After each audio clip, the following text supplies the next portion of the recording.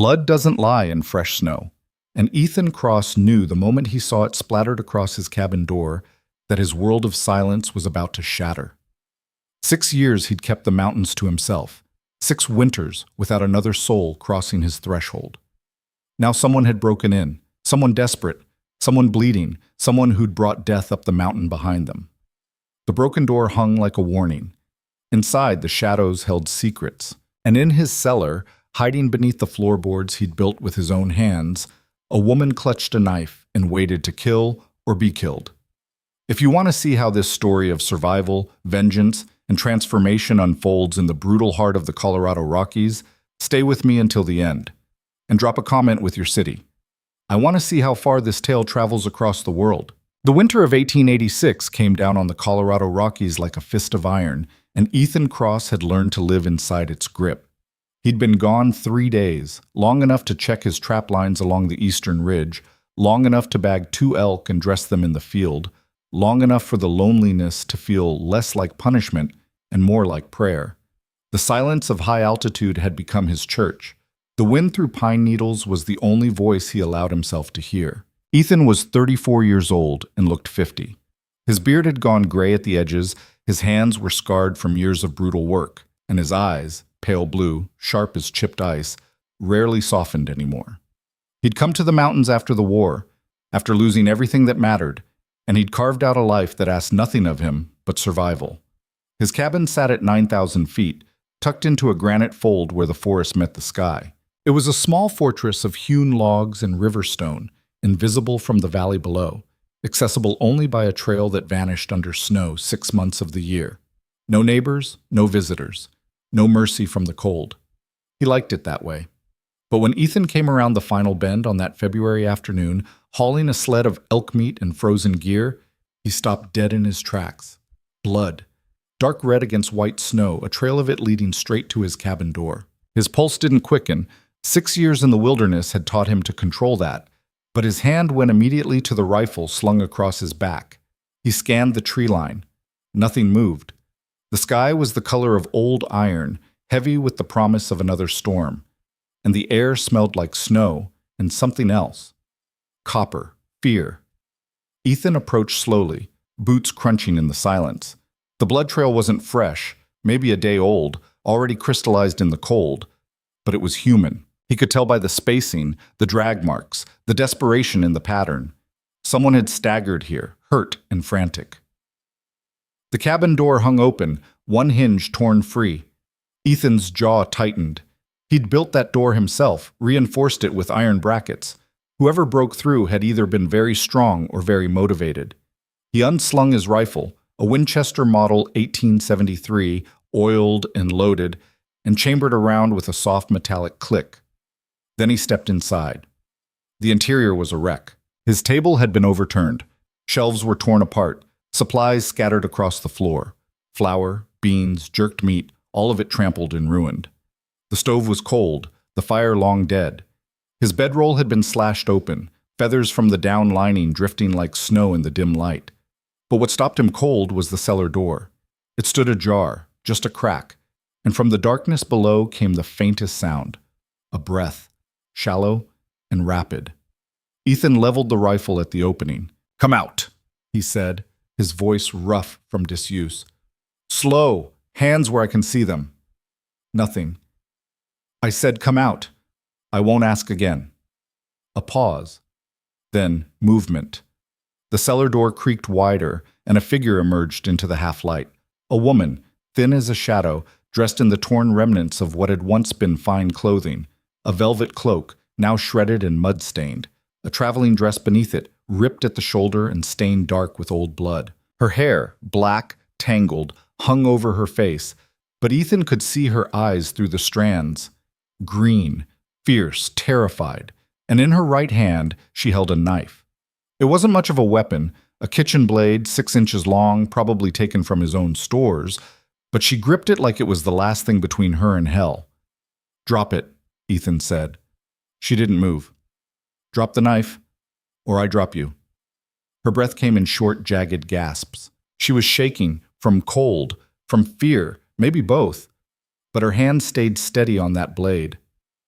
Please, she whispered. The word came out cracked, barely audible. Please don't send me back. Ethan's finger hovered over the trigger. He studied her, rail-thin, pale as death, her lips cracked and bleeding from exposure. She looked like she'd been through a war, and something in her eyes told him she had. "Who are you?" he asked. "No one." Her voice was stronger now, edged with desperation. "I'm no one. I just need—" She swayed on her feet, catching herself against the doorframe. "I just need a few days. Then I'll be gone. You'll never know I was here. I already know you were here. You destroyed my cabin. I was looking for food." Her eyes darted to the ruined supplies on the floor. "I'm sorry. I'll pay you back, I swear it." "With what? You don't look like you've got 2 coins to rub together." She flinched, and for a moment Ethan thought she might collapse. But she straightened, lifted her chin, and met his gaze with something that looked like defiance. "Then kill me," she said. "If that's what you're going to do, just do it. I'm tired of running." Ethan didn't lower the rifle, but he didn't fire either. He stood there in the wreckage of his home, staring at this broken woman who'd invaded his sanctuary, and felt something he hadn't felt in years. Curiosity. "Why are you running?" he asked. She laughed, a hollow, bitter sound. "Does it matter?" "It does if you want to stay alive." She studied him for a long moment, weighing her options. Then, slowly, she lowered the knife. Not all the way, just enough to show she wasn't planning to use it. "Yet. They killed my husband," she said quietly. "And now they're coming to kill me." Ethan's eyes narrowed. "Who's they?" "Men with money. Men with power." Her voice trembled, but there was steel beneath it. "Men who don't leave witnesses. And you're a witness. I'm the only one left." The wind picked up outside, rattling the broken door. Snow began to fall, fat, heavy flakes that drifted through the opening and melted on the cabin floor. The storm was coming, just like Ethan knew it would. He should turn her away. That was the smart move, the safe move. Let her walk back down the mountain into whatever hell she'd crawled out of, and keep his life exactly as it was, quiet, solitary, untouched by the world's ugliness. But then he looked at her again, really looked, and saw something that stopped him. She wasn't just scared. She was starving. Her cheeks were hollow, her collarbones sharp beneath the torn fabric of her dress. She couldn't have weighed more than 100 pounds, and most of that was probably desperation. She'd probably gone days without food, maybe longer. If he sent her back out into that storm, she'd be dead by morning. And Ethan Cross, for all his hard edges and deliberate isolation, wasn't a murderer. He lowered the rifle. "What's your name?" he asked. She hesitated. "Lydia.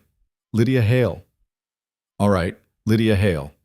He leaned the Winchester against the wall and started gathering up the scattered supplies. "Here's how this works. You stay until the storm passes. You don't touch my things without asking. You don't go through my belongings. And you tell me the truth about who's hunting you and why." She stared at him like he'd just offered her salvation. "You're letting me stay?" "I'm letting you not freeze to death. There's a difference." He tossed a blanket in her direction. "Now sit down before you fall down, and we'll figure out what kind of mess you've dragged up my mountain." Lydia collapsed into the chair by the stove, and Ethan got to work.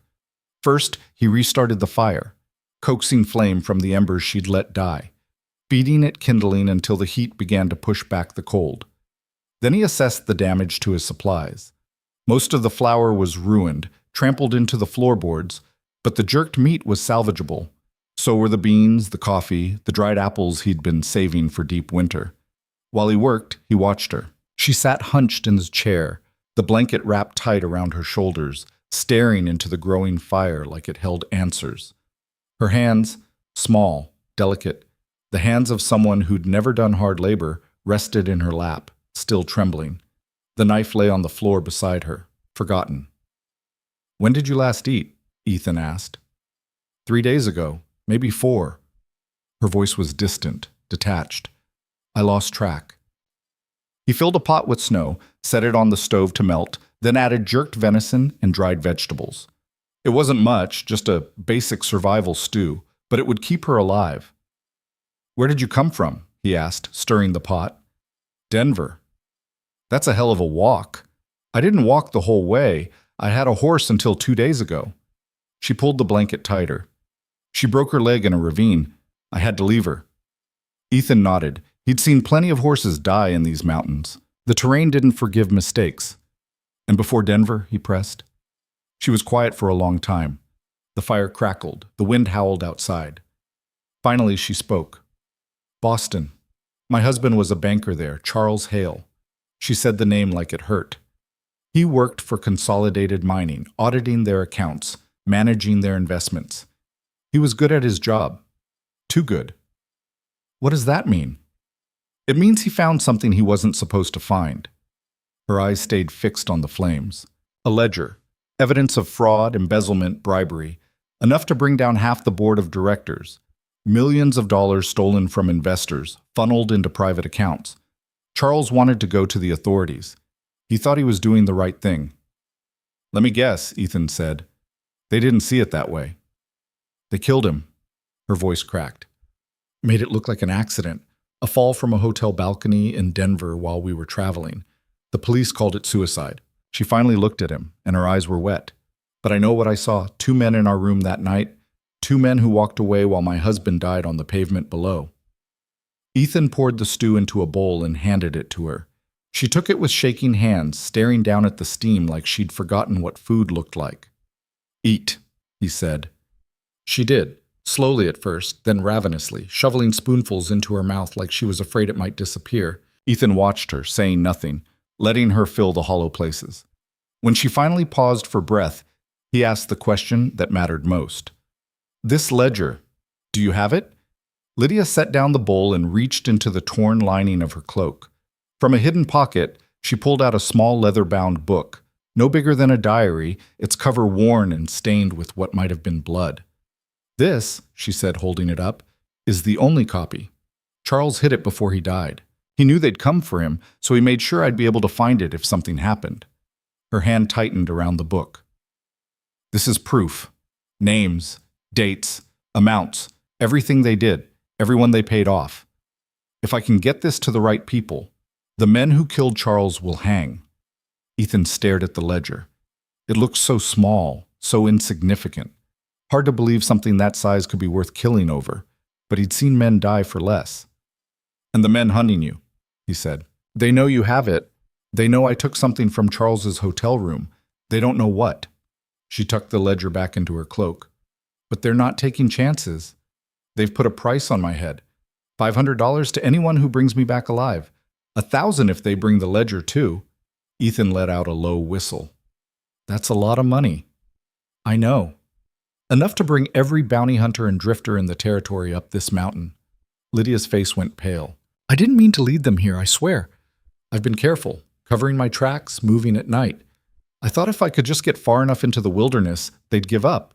They'd assume I froze to death and stop looking. They won't stop, Ethan said flatly. Not with that kind of money on the table. And if you left any kind of trail, footprints, broken branches, blood, they'll find it. Then what do I do? Ethan didn't answer right away. He walked to the broken door, stared out at the falling snow. The storm was getting worse, visibility down to maybe 20 feet, wind whipping the flakes into a white fury. No one would be moving through this. Not tonight. But tomorrow? The day after? If there were men coming up this mountain, the storm would slow them down, but it wouldn't stop them. He turned back to Lydia. How many are hunting you? I don't know. At least 6, maybe more. I saw 3 of them in a town called Silverpine asking questions about a woman traveling alone. I left before they spotted me. Silverpine's 2 days from here on foot, less if they're mounted. I know. Ethan ran a hand through his beard, thinking. He could still turn her away, send her back into the storm, wash his hands of the whole mess. It wasn't his problem. He didn't owe her anything. But then he looked at her again. This fragile, desperate woman who'd climbed into hell and somehow clawed her way back out, and he knew he couldn't do it. He'd spent 6 years hiding from the world, convincing himself that isolation was strength. But maybe it was just cowardice. Maybe it was time to stop running. All right, he said. Here's what's going to happen. You stay here until the storm clears. We'll fortify the cabin, set up defenses in case anyone comes looking. And when the weather breaks, I'll take you down to the nearest town with a telegraph office. We'll send word to the federal marshals. Get that ledger into the right hands. Lydia's eyes widened. You do that? For me? I'm doing it for the truth, Ethan said. Your husband deserves justice, and those bastards who killed him deserve to hang. She stood, still clutching the blanket, and for a moment he thought she might cry. But instead she just nodded, a small, fierce gesture of gratitude. Thank you, she whispered. Ethan picked up his rifle. Don't thank me yet. If those men find us before we get off this mountain, we're both dead. The storm raged for 3 days. During that time, Ethan and Lydia transformed the cabin into a fortress. He reinforced the broken door with planks torn from the cellar, barricading it with iron nails and crossbeams. He covered the windows with shutters, leaving only narrow gun slits to see through. He moved all his ammunition into the main room, boxes of rifle cartridges, bags of powder and shot, everything he'd need if it came to a fight. Lydia, to her credit, didn't sit idle. She helped where she could, hauling firewood, melting snow for water, sewing torn fabric into makeshift bandages. She was clumsy at it, her soft hands unused to the work, but she never complained. And slowly, as the hours passed and the storm howled outside, they began to talk. Ethan learned that Lydia had grown up in Philadelphia, the daughter of a shipping magnate. She'd married Charles Hale at 20, moved to Boston, lived a life of comfort and privilege. She'd never wanted for anything, until the night her husband died. I didn't believe it at first, she said one evening, sitting by the fire while Ethan cleaned his rifle. When the police told me Charles had jumped, I thought there'd been some mistake. Charles wasn't suicidal.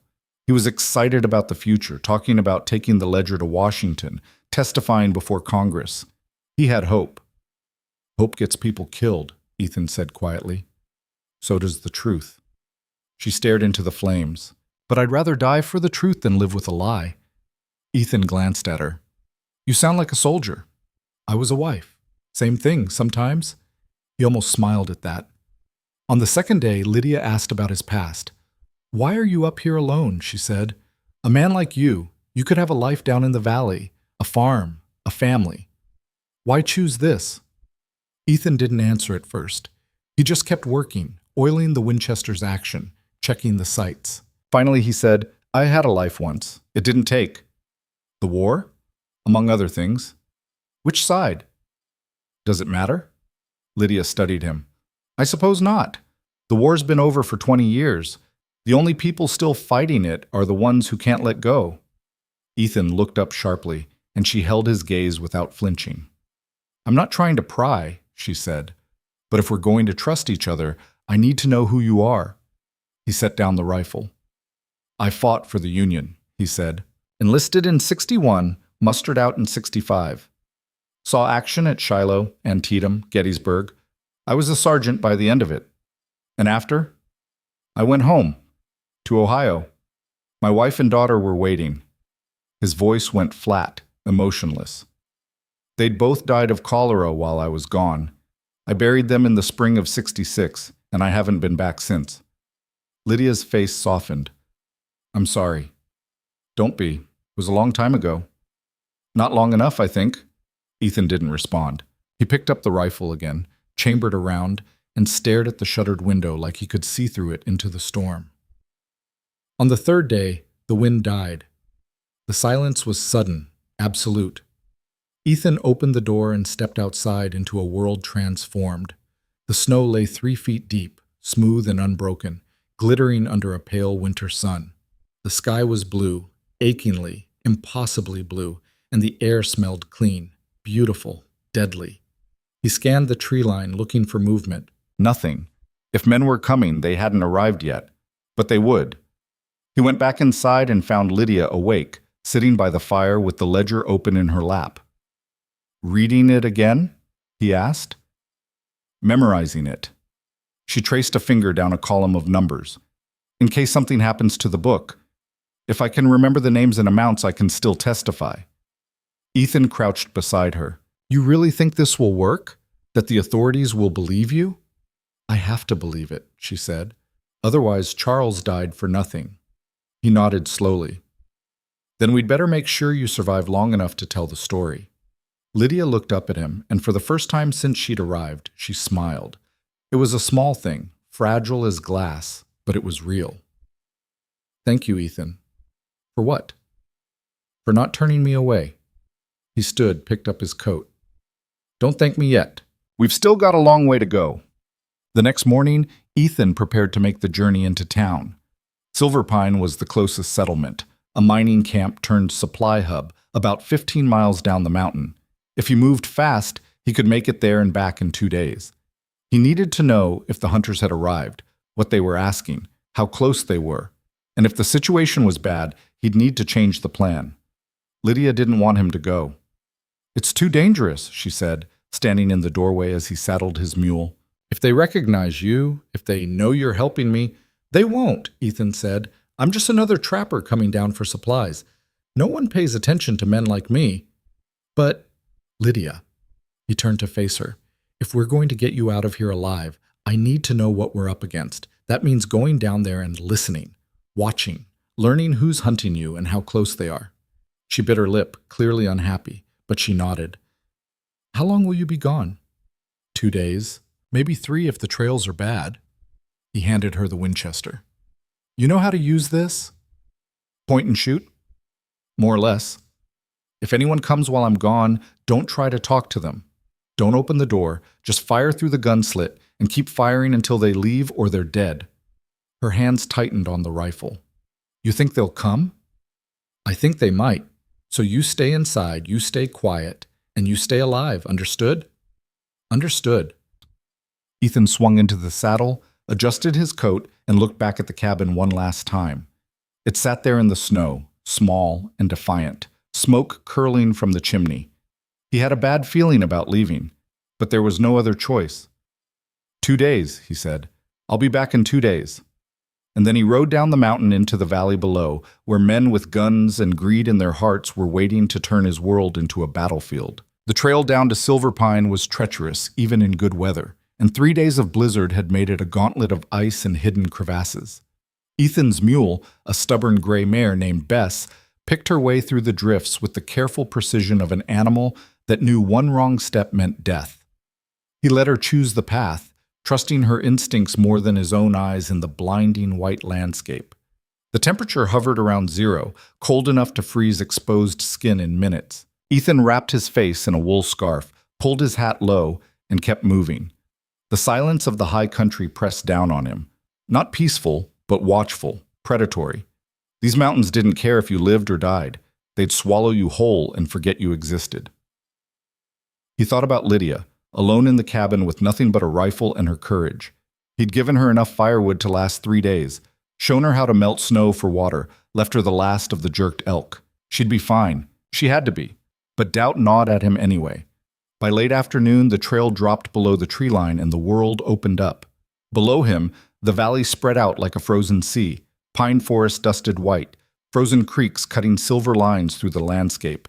And in the distance, the scattered buildings of Silver Pine huddled against the cold like sheep in a storm. Ethan urged Bess forward, and they descended into the valley as the sun dipped toward the horizon, painting the snow in shades of blood and gold.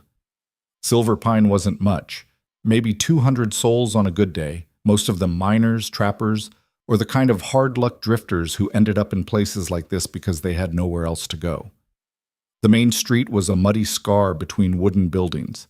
A general store, a saloon, a blacksmith, a boarding house that doubled as a brothel. At the far end stood the marshal's office, a squat log structure with bars on the windows and a hitching post out front. Ethan tied Bess to the post outside the general store and went inside. The warmth hit him like a wall, heat from a pot-bellied stove in the corner, mixing with the smell of tobacco, coffee, and unwashed bodies.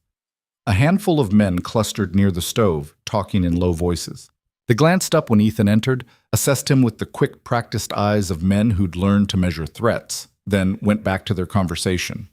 Behind the counter stood Henry Briggs, the store's owner, a fat man with a walrus mustache and suspicious eyes. He looked up from his ledger and grunted. "Cross, thought the winter might have gotten you." "Not yet," Ethan said. He pulled off his gloves and blew on his hands. "Need supplies, coffee, flour, salt, ammunition if you've got it." "Got some, not much." Briggs scratched something in his ledger. 30-06, what? And 44. Briggs nodded and shuffled toward the back room. While he was gone, Ethan drifted toward the stove, close enough to hear the men talking. $500, Tom said. Maybe more if she's got the papers on her. Hell of a bounty for one woman. Must be important. You don't put that kind of money out unless she's worth it. What'd she do? Kill somebody? Don't know. Don't care. $500 is $500. Ethan kept his face neutral, his posture relaxed, just another trapper warming his hands. But inside, his pulse kicked up a notch. They were talking about Lydia. One of the men, a lean, wolfish character with a scar running down his left cheek, spat into the stove and grinned. I heard she's holed up somewhere in the high country. Some say she's got a man helping her, mountain type. Lives alone. Ethan's blood went cold. That narrows it down, another man said sarcastically. Half the trappers in these hills live alone. Yeah, but how many of them got cabins above 9,000 feet? That's what the bounty hunter said. She's up high, past the tree line. Probably frozen to death by now. Or maybe she found shelter. Maybe someone took her in. The scarred man laughed. Then we find him and make him tell us where she is. Simple. Ethan turned away before they could see his expression. His hands, resting on the stove, had curled into fists. Briggs returned with the supplies and dumped them on the counter. That'll be $8. Ethan paid without haggling, loaded the sacks into his saddlebags, and walked out into the cold. His mind was racing. They knew. Not specifically, not yet, but they knew she was up high, and they knew someone might be helping her. It was only a matter of time before they started checking cabins, following trails, asking the right questions. He needed more information. He needed to know how many men were hunting her, who was leading them, and how organized they were. And there was only one place in Silver Pine where men with money and bad intentions gathered. The saloon. It was called the Silver Vein, a sagging timber building with a warped wooden sign and windows so thick with grime you couldn't see through them. Ethan pushed through the door into a fog of cigarette smoke and cheap whiskey. The interior was dim, lit by kerosene lamps and a fireplace that did more smoking than heating. A dozen men occupied the space, some playing cards, some drinking alone, some just sitting in silence and staring at nothing. Ethan walked to the bar and ordered whiskey. The bartender, a bald man with prison tattoos on his knuckles, poured 2 fingers into a dirty glass and slid it across the wood. 2 bits. Ethan paid and sipped the whiskey. It tasted like turpentine and regret, but it was warm, and warmth was currency up here. He scanned the room, looking for anything out of place.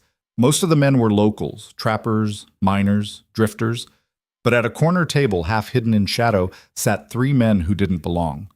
They were too clean, for one thing. Their clothes weren't the patched-together rags of mountain folk, but tailored coats and good boots.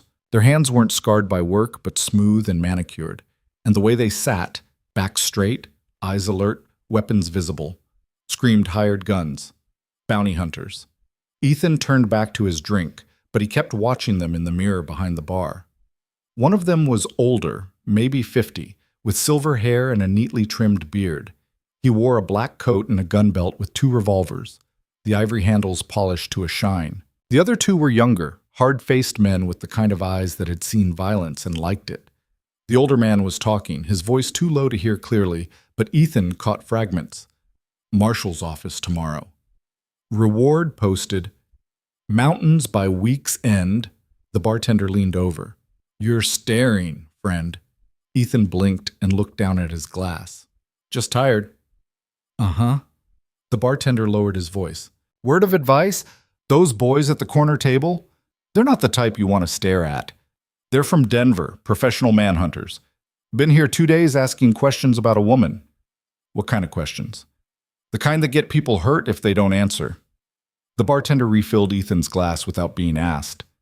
They're working for someone big, someone with money, and they're not leaving until they find her. Ethan's jaw tightened. Anyone tell them anything? Not yet, but it's only a matter of time. People talk when there's money involved. He glanced at the corner table and lowered his voice even further. If you see a woman traveling alone, dark hair, fancy clothes, you do yourself a favor by forgetting you ever laid eyes on her. Ethan drained his whiskey and set the glass down hard. I'll keep that in mind. He was halfway to the door when a voice called out behind him. You there, trapper? Ethan stopped. Every instinct screamed at him to keep walking, but that would only draw suspicion. Slowly, he turned. The older bounty hunter was standing now, one hand resting casually on his gun belt. His eyes were pale gray, sharp as razors. You got a minute? The man asked. It wasn't really a question. Ethan walked over, keeping his face neutral. What can I do for you? Name's Voss. Isaiah Voss.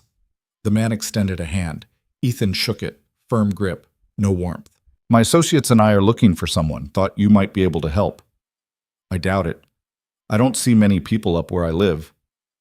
That's exactly why I'm asking. Voss smiled, but it didn't reach his eyes. You live high, don't you? Above the tree line. Sometimes? See anyone passing through in the last week? A woman, maybe? Traveling alone? Ethan met his gaze without flinching. No. You're sure? I'm sure. I'd remember. Women don't exactly wander around up there. Voss studied him for a long moment, and Ethan could feel the weight of that stare, calculating, measuring, looking for cracks. Finally, Voss nodded. Well, if you do see her, there's good money in it. $500 for information leading to her capture. $1,000 if you bring her in yourself. He pulled a folded poster from his coat and handed it over. Ethan unfolded it. The paper was cheap, the print smudged, but the message was clear. Wanted. Lydia Hale. Theft. Murder. Armed and dangerous. Reward for capture. Murder.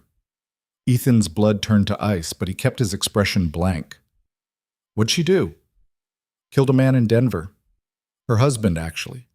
Stabbed him and pushed him off a balcony, then ran with his money. Voss's smile widened. Real piece of work. But the family wants her back alive. They want justice. It was a lie. All of it. Ethan could see it in the man's eyes. The casual way he delivered the story, the practiced ease of someone who'd told it 100 times. They were painting Lydia as a murderer to legitimize the hunt, to make bounty hunters feel righteous about dragging her back to her death. I'll keep an eye out, Ethan said, folding the poster and tucking it into his coat. You do that. Voss clapped him on the shoulder. And if you hear anything at all, you come find me. We're staying at the boarding house, room 3. Got it. Ethan turned and walked out of the saloon before Voss could ask any more questions. Outside, the cold hit him like a slap, but he welcomed it. It cleared his head, sharpened his focus. They were closer than he'd thought. Not just close, they were organized, well-funded, and they weren't giving up. And now they'd posted a murder charge to make sure every lawman and bounty hunter in the territory joined the hunt. Lydia wasn't just running from hired killers anymore. She was running from the law. Ethan untied Bess and swung into the saddle. He had what he came for: information, supplies, and confirmation that Lydia's enemies were relentless. Now he needed to get back to the cabin before Voss or his men decided to follow him. But as he rode out of Silverpine, he couldn't shake the feeling that he'd just made a terrible mistake. That by coming down here, by showing his face, he'd put a target on his own back. And when men like Isaiah Voss set their sights on you, they didn't miss. The ride back up the mountain took longer than the descent. The temperature had dropped with the setting sun, and ice glazed the trail in sheets that made every step treacherous. Bess moved slowly, snorting clouds of steam, her hooves crunching through frozen crust. Ethan kept one hand on the reins and the other on his rifle, eyes scanning the darkness for movement. He didn't stop to rest. He didn't make camp. He just pushed forward, mile after mile, until the stars wheeled overhead and the cold sank so deep into his bones he couldn't feel his feet anymore. Somewhere around midnight, he heard it. Hoofbeats. Faint, distant, but unmistakable. Someone was on the trail behind him. Ethan reined in Bess and listened. The sound faded, then returned, closer this time. Maybe a quarter-mile back, moving fast. Too fast for a trapper, too deliberate for a lost traveler. Someone was following him. Ethan cursed under his breath and urged Bess off the trail, into the cover of the trees. He dismounted, tied her to a low branch, and crouched behind a boulder with the Winchester cradled in his arms. Minutes passed. The hoofbeats grew louder, accompanied now by voices. 2 men, maybe 3, talking in low tones. Ethan couldn't make out the words, but he didn't need to. He knew why they were here. Voss had sent them. The riders appeared through the trees, 2 men on horseback, both armed with rifles. They moved cautiously, scanning the trail, looking for tracks. One of them pointed at the ground and said something, and the other nodded. They'd seen Ethan's trail. They were following it. Ethan's finger tightened on the trigger. He could drop both of them right now. 2 shots, quick and clean, and they'd never know what hit them. But gunfire echoed in these mountains, and if Voss had sent more men, the sound would bring them running. He couldn't risk it, not yet. So he stayed low, hidden in shadow, and watched the riders pass. They moved up the trail, still following his tracks, and disappeared into the darkness. Ethan waited another 10 minutes, then led Bess back onto the trail and started moving again. Faster now, pushing the mule harder than he should have. If those men reached the cabin before he did, Lydia was as good as dead. He rode through the night without stopping, and by the time dawn broke over the Rockies, painting the snow in shades of pink and gold, he was half frozen and exhausted. But he was close. Maybe another hour to the cabin. He could make it. He had to. The sun was climbing over the peaks when Ethan finally saw it, the thin line of smoke rising from the cabin's chimney, dark against the pale morning sky. Relief flooded through him, so intense it made him dizzy. She was alive. The cabin was intact. Everything was fine. And then he saw the second trail, boot prints in the snow, leading up from the valley. Fresh, maybe a few hours old. 2 sets of tracks, heavy and deep, the gait of men moving with purpose. Ethan's heart dropped into his stomach. They'd beaten him here. He kicked Bess into a run, rifle in hand, closing the distance in a blur of speed and panic. The cabin came into view, door shut, windows dark. No sign of movement, no sign of life. Ethan slid out of the saddle before Bess had fully stopped, hit the ground running, and slammed into the cabin door with his shoulder. It didn't budge, barricaded from the inside. "Lydia," he shouted. "Lydia, it's me. Open up." Silence. Then, faintly, from inside, "Ethan?" Her voice. Shaky, terrified, but alive. "Open the door!" He heard movement, scraping wood, the crash of furniture being shoved aside. The door swung open, and Lydia stood there, pale as a ghost, the Winchester clutched in her hands. "They came," she whispered. "They found me." Ethan pushed past her into the cabin and scanned the interior. Overturned chairs, scattered supplies, bullet holes in the shutters. "What happened?" he demanded. 2 men. They showed up last night, started pounding on the door, shouting for me to come out. Her voice trembled. "I did what you said. I stayed inside, stayed quiet. But they wouldn't leave. They tried to break in." "Did they?" "No, I fired through the gun slit, hit one of them in the shoulder. They ran." She lowered the rifle, and Ethan saw her hands were shaking. "But they'll come back, won't they? With more men?" Ethan didn't answer. He walked to the window and looked out at the trail, following the boot prints with his eyes. They led back down the mountain, 2 sets going, one dragging slightly. Wounded, just like Lydia said. "They'll come back," he said quietly, "and next time they'll bring an army." Lydia sank into a chair, the rifle across her lap. "I'm sorry.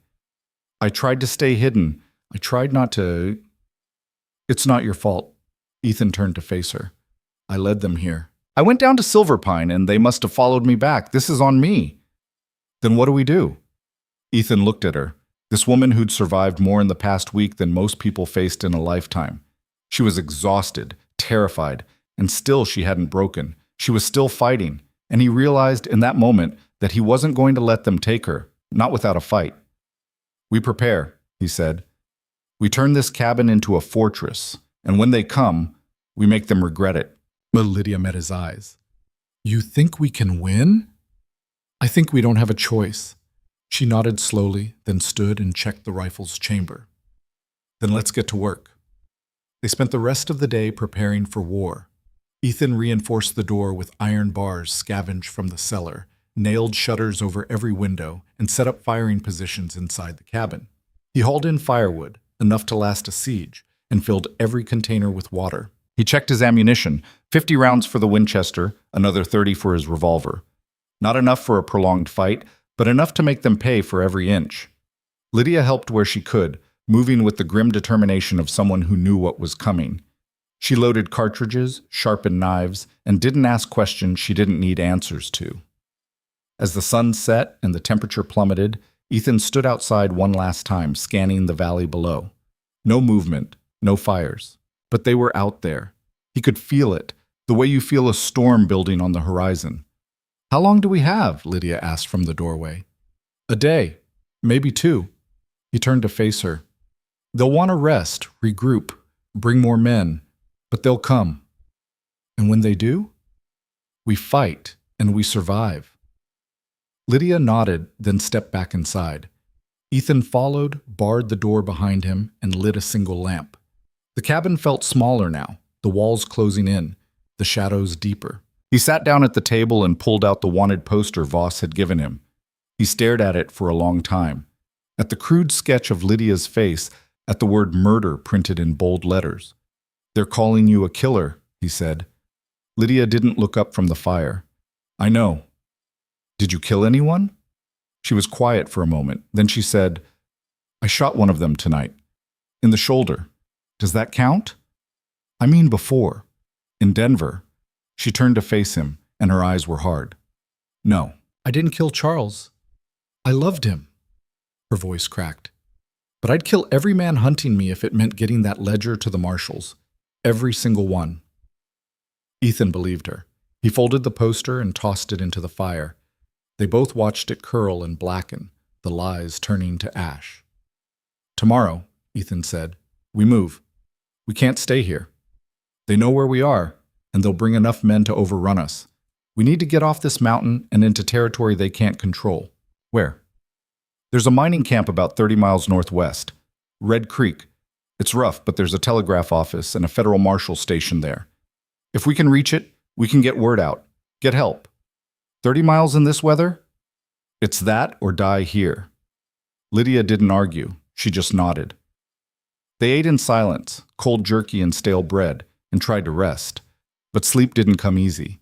Every creak of the cabin, every gust of wind, sounded like footsteps, like men coming to kill them. Ethan lay on his bedroll with the Winchester beside him, staring at the ceiling, and thought about all the choices that had led him here. He'd come to these mountains to escape the world, to bury himself in silence and solitude. And now, 6 years later, the world had found him anyway. It always did. Sometime after midnight, Lydia spoke from the darkness. "Ethan?" "Yeah?" "Thank you for not giving up on me." He didn't answer right away. Then he said, "I'm not doing this for you." "Then why?" "Because if I don't, I'm just another coward hiding in the mountains." Lydia was quiet after that. And eventually, despite everything, they both slept.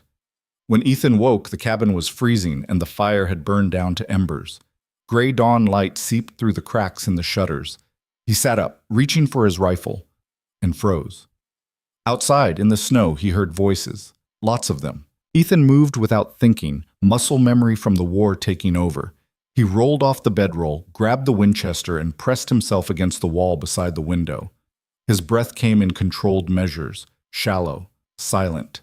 Beside him, Lydia was already awake, her face pale in the dim light, the revolver he'd given her clutched in both hands.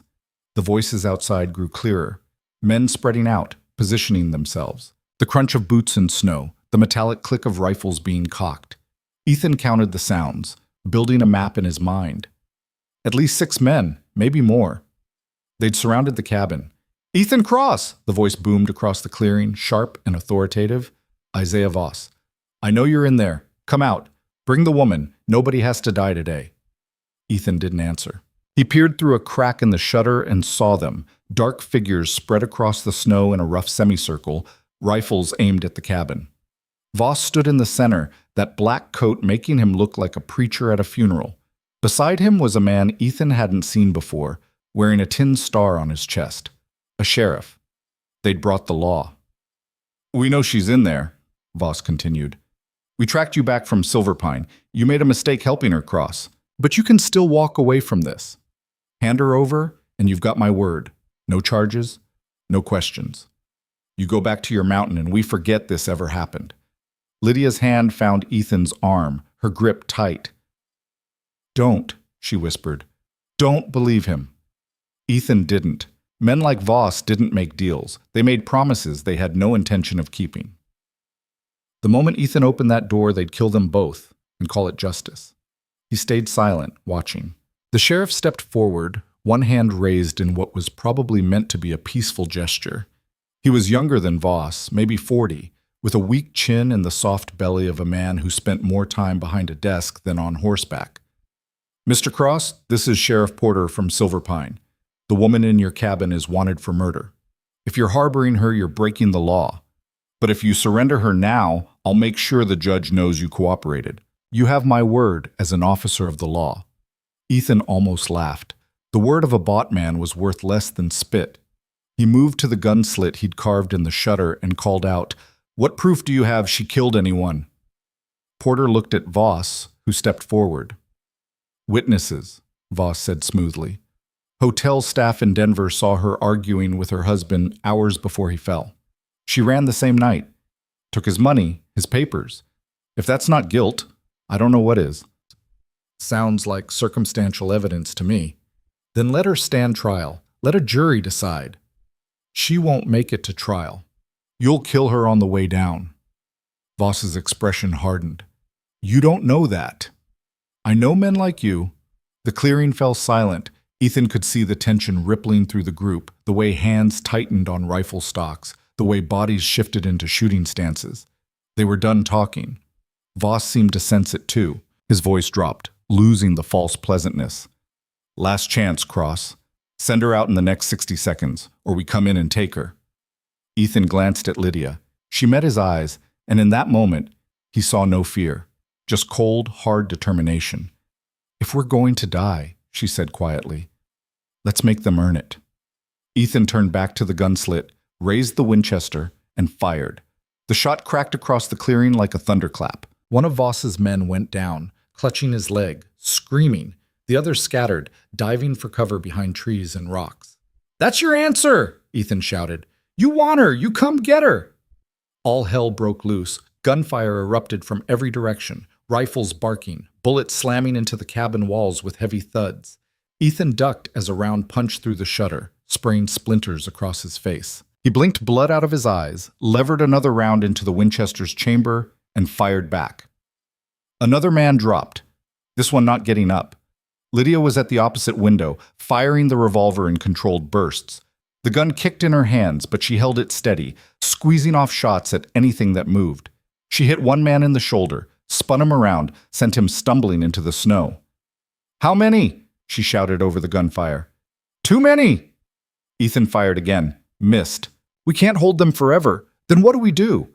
Before Ethan could answer, something heavy slammed into the door. The whole cabin shook. They were trying to ram it open. "Reinforce the door!" Ethan barked.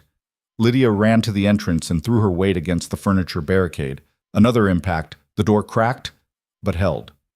A third strike, and one of the iron bars bent. "It's not going to last!" she yelled. Ethan fired twice more, forcing the attackers to keep their heads down, then grabbed Lydia by the arm. "The tunnel. We're using the tunnel." "What tunnel?" "The one I built in case something like this ever happened." He dragged her toward the back of the cabin, to the corner where his bedroll had been. He kicked it aside, revealing a trapdoor built into the floor. "Help me with this." Together they hauled the door open. Below was darkness, a narrow shaft dropping into the earth, with wooden rungs nailed to the side. It smelled like damp earth and old fear. "Where does it go?" Lydia asked. "Out. That's all that matters." Ethan grabbed a pack from the wall, already loaded with emergency supplies, ammunition, a spare knife. He'd prepared this escape route years ago, back when paranoia still felt like wisdom. Now he was grateful for it. Another crash at the door. This time the wood splintered. They were almost through. "Go!" Ethan pushed Lydia toward the opening. "Down the ladder, fast!" She didn't argue. She swung her legs into the shaft and started descending, moving quickly despite the darkness. Ethan followed, pausing only to pull the trapdoor shut above them. He slid the bolt home. A simple lock, but enough to buy them time. The tunnel was exactly as he'd left it, narrow, cramped, barely tall enough to crouch in. He'd dug it himself over the course of 2 winters, shoring up the walls with timber, angling it down and away from the cabin. It ran about 50 yards through the mountain before opening into a gully on the far side of the ridge. They crawled through the darkness, Lydia in front, Ethan behind, moving as fast as the tight space allowed. Above them, muffled by earth and stone, they heard the cabin door finally give way. Shouts. Boots on the floor. Men searching. Where the hell are they? Check the cellar. Nothing down here. Then where? The voices faded as Ethan and Lydia pushed deeper into the tunnel. The air grew colder, thinner. Lydia's breathing came in ragged gasps, but she kept moving. Ethan stayed close, one hand on her ankle, guiding her forward. After what felt like an eternity, pale light appeared ahead. The tunnel's exit, a narrow opening hidden behind a fallen tree. Lydia crawled through first, gasping as cold air hit her face. Ethan followed, rolling out into the snow and immediately scanning the area. They were on the north side of the ridge, about 100 yards from the cabin. Through the trees, Ethan could see smoke rising, not just from the chimney, but from the cabin itself. They'd set it on fire. Orange flames licked through the shutters, black smoke billowing into the gray morning sky. Ethan watched his home burn, feeling nothing. It was just wood and stone. He'd built it once. He could build it again, if they survived. They'll figure out we're gone any second, Lydia said, her voice hoarse. What now? Ethan pointed northwest toward the high peaks. We head for Red Creek, 30 miles through the worst terrain in the Rockies. But if we can make it, we'll be safe. And if they follow us? Then we make sure they regret it. He helped her to her feet, and they started moving, away from the burning cabin, away from the men who wanted them dead, into the frozen wilderness that cared nothing for their survival. Behind them, a shout went up. Someone had found the tunnel. Run, Ethan said. And they ran. The mountain showed no mercy. The terrain was brutal, steep slopes covered in loose scree, frozen creeks that had to be crossed on slippery stones, forests so thick with deadfall they had to climb over or crawl under. The temperature hovered around 0, and the wind cut through their clothes like knives. Ethan set a punishing pace, pushing them both to the limit. He knew these mountains better than most men knew their own homes, and he used that knowledge ruthlessly. He led them across exposed ridges where the wind would erase their tracks, through creek beds where the ice would hide their passage, over false trails that led nowhere. But Voss and his men were good. They stayed on the trail, relentless as wolves. By midday, Ethan could hear them, distant shouts, the crack of branches, the occasional gunshot fired at shadows. They were maybe a mile back, closing the distance. We need to rest, Lydia gasped. She'd fallen twice in the last hour, her legs shaking with exhaustion. We rest when we're dead, Ethan said, but he saw the truth in her face. She was done, running on empty. He pulled her into the shelter of a rock outcropping and handed her the canteen. Drink, not too much. She drank, hands trembling, then sagged against the stone. I'm slowing you down. You're doing fine. I'm not. You could move faster without me. Probably. Ethan scanned the trail behind them. No movement yet, but they were close. But I'm not leaving you. Why not? You're the only person who knows the truth about what happened to your husband. You're the only one who can bring those bastards to justice. He looked at her. That ledger in your pocket? That's worth more than both our lives. So we keep moving, we stay alive, and we make sure it reaches the right people. Understood? Lydia nodded, wiping tears from her face. Understood. They moved out again, but slower now. Ethan could feel the exhaustion settling into his own bones, the lack of sleep, the constant adrenaline, the cold sapping his strength. He was 40, not 20, and his body was reminding him of every hard year he'd lived. But he didn't stop, couldn't stop. By late afternoon, they reached the pass.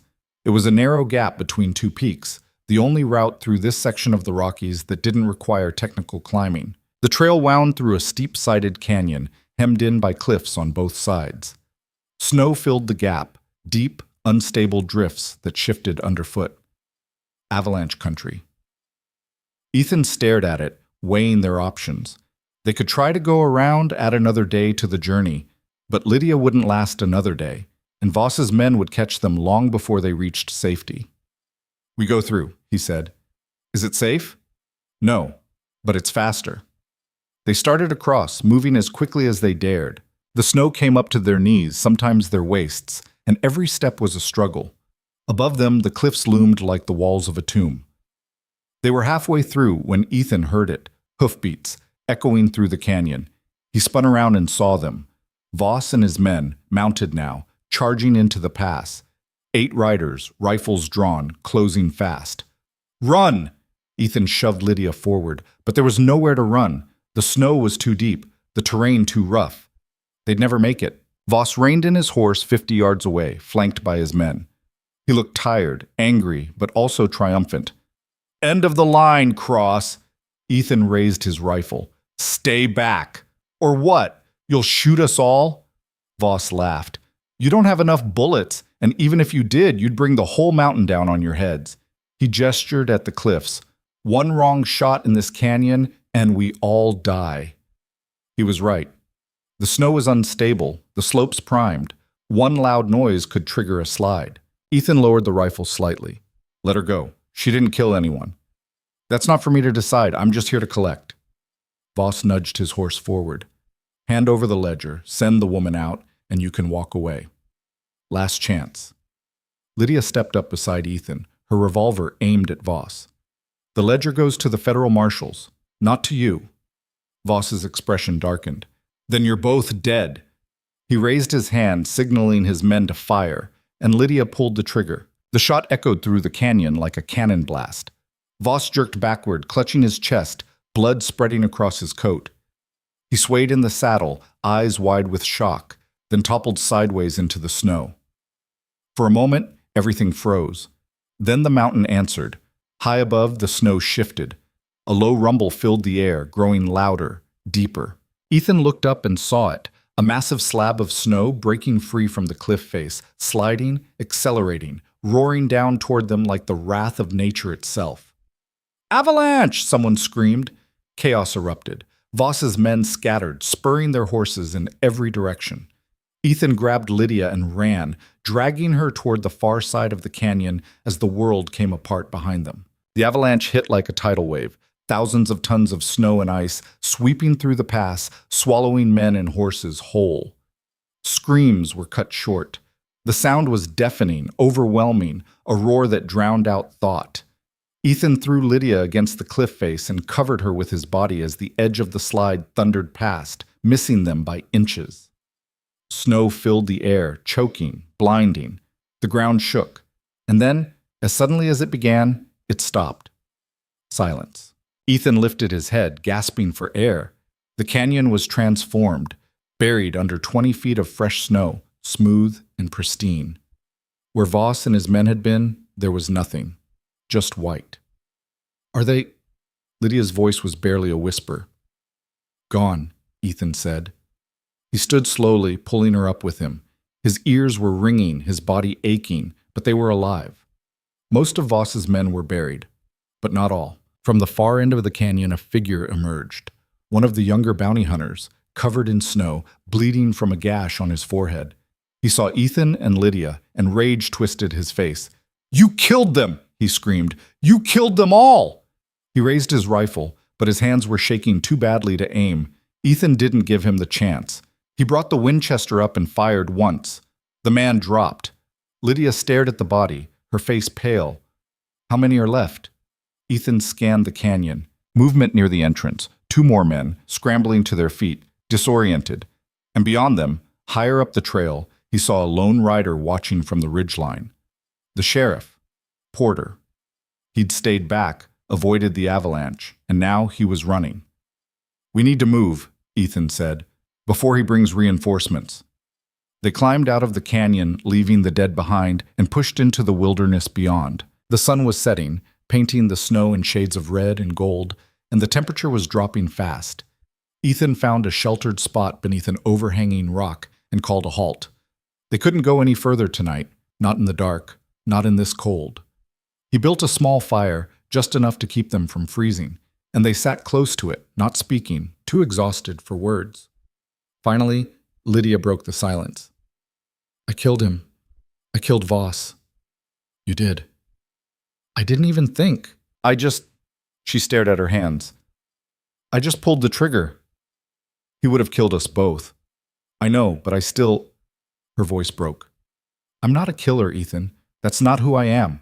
Ethan looked at her across the fire. Maybe not, but you're a survivor, and sometimes that's the same thing. She didn't respond. She just pulled the ledger from her coat, stared at it, then tucked it away again. They sat in silence after that, watching the fire burn down to embers. Somewhere in the distance, a wolf howled, lonely, mournful, a sound that belonged to the wilderness. Tomorrow, they'd reach Red Creek. Tomorrow, they'd find safety. But tonight, they were alone in the mountains with blood on their hands and death at their heels. And Ethan knew, with cold certainty, that the worst was still to come. The night passed in fitful sleep, punctuated by the sounds of the wilderness and the ever-present cold that seeped into their bones despite the fire. Ethan woke before dawn, his body stiff and aching, and immediately checked their surroundings. No sign of pursuit. The avalanche had bought them time, but how much was anyone's guess? He woke Lydia gently. Her face was drawn, exhausted, but she got to her feet without complaint. They ate the last of the jerked meat and started moving again. The trail to Red Creek took them higher into the mountains, across terrain so brutal it seemed designed to kill. They climbed ice-glazed slopes where one wrong step meant a 1,000-foot fall. They crossed frozen rivers on logs, slick with frost. The wind screamed at them, trying to tear them off the mountain, but they kept moving. By mid-morning, they heard it again. Hoofbeats. Distant, but getting closer. Ethan cursed. He'd hoped the avalanche would end it, but someone had survived. Someone was still hunting them.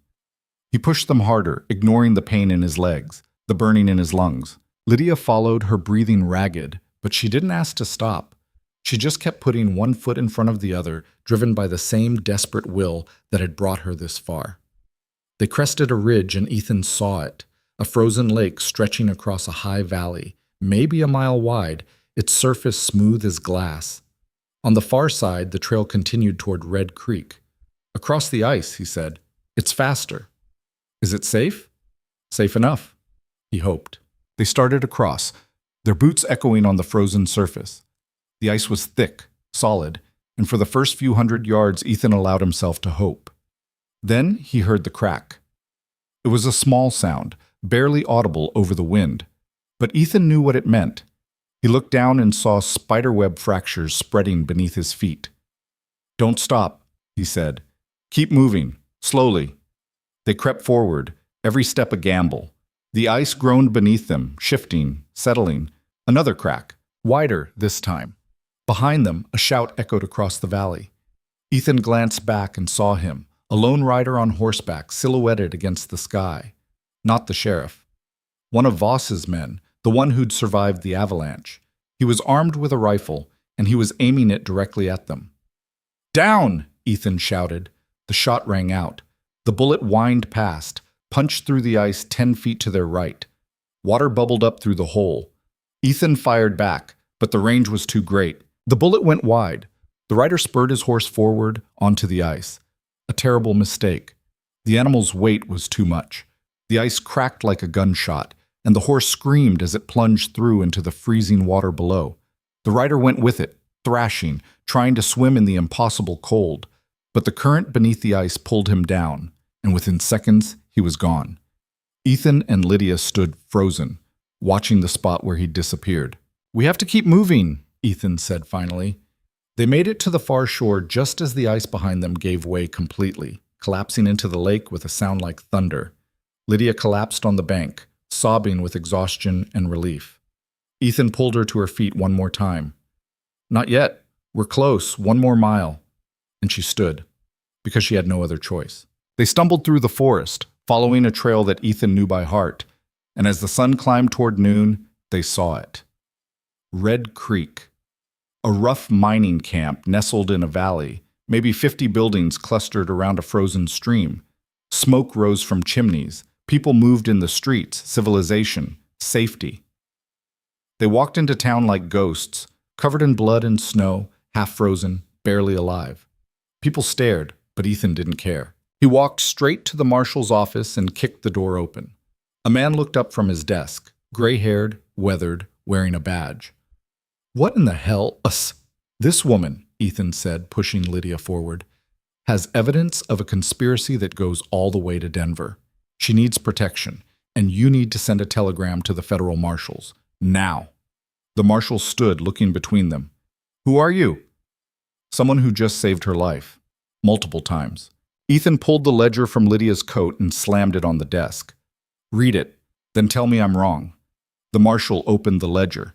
His eyes widened as he scanned the pages. Names, numbers, dates, evidence of fraud, bribery, murder. "Holy hell," he breathed. "Yeah," Ethan said. "Now send that telegram." The marshal nodded and moved to the telegraph key in the corner. Ethan sank into a chair, finally allowing himself to feel the exhaustion, the pain, the weight of everything that had happened. Lydia sat beside him, her hand finding his. "We made it," she whispered. "We made it," Ethan agreed.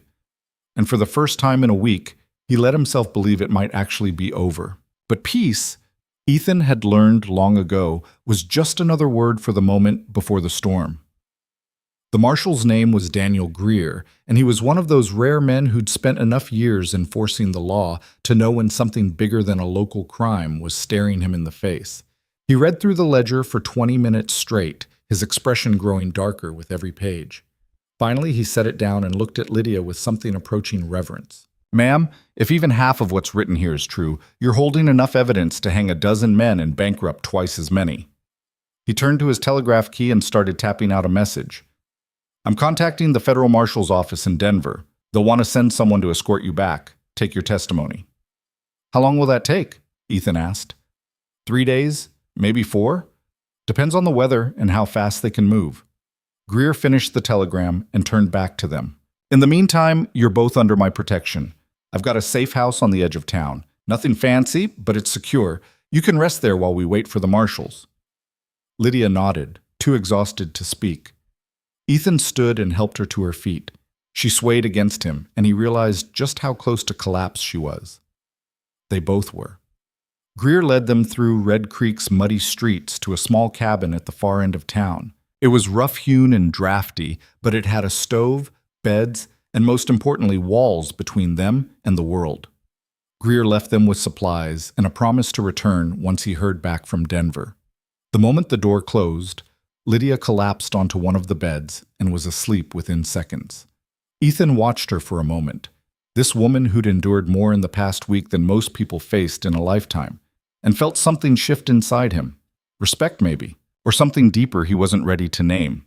He checked the locks on the door, barricaded it with a chair out of habit, and finally let himself sit. The exhaustion hit him like a physical blow. His legs ached, his hands were raw and bleeding from climbing, and he was pretty sure he'd cracked at least one rib during the avalanche, but they were alive. Against all odds, they'd survived. He lay down on the other bed, the Winchester across his chest, and closed his eyes. Sleep came fast and dreamless. When Ethan woke, it was dark outside and someone was pounding on the door. He was on his feet instantly, rifle in hand, moving between Lydia and the entrance. She stirred, disoriented, reaching for the revolver beside her bed. "Who is it?" Ethan called out. "Greer." The marshal's voice was tight, urgent. "Open up, now." Ethan moved the chair aside and cracked the door open. Greer pushed inside, his face grim. Behind him, the night air smelled like snow and something else. Smoke.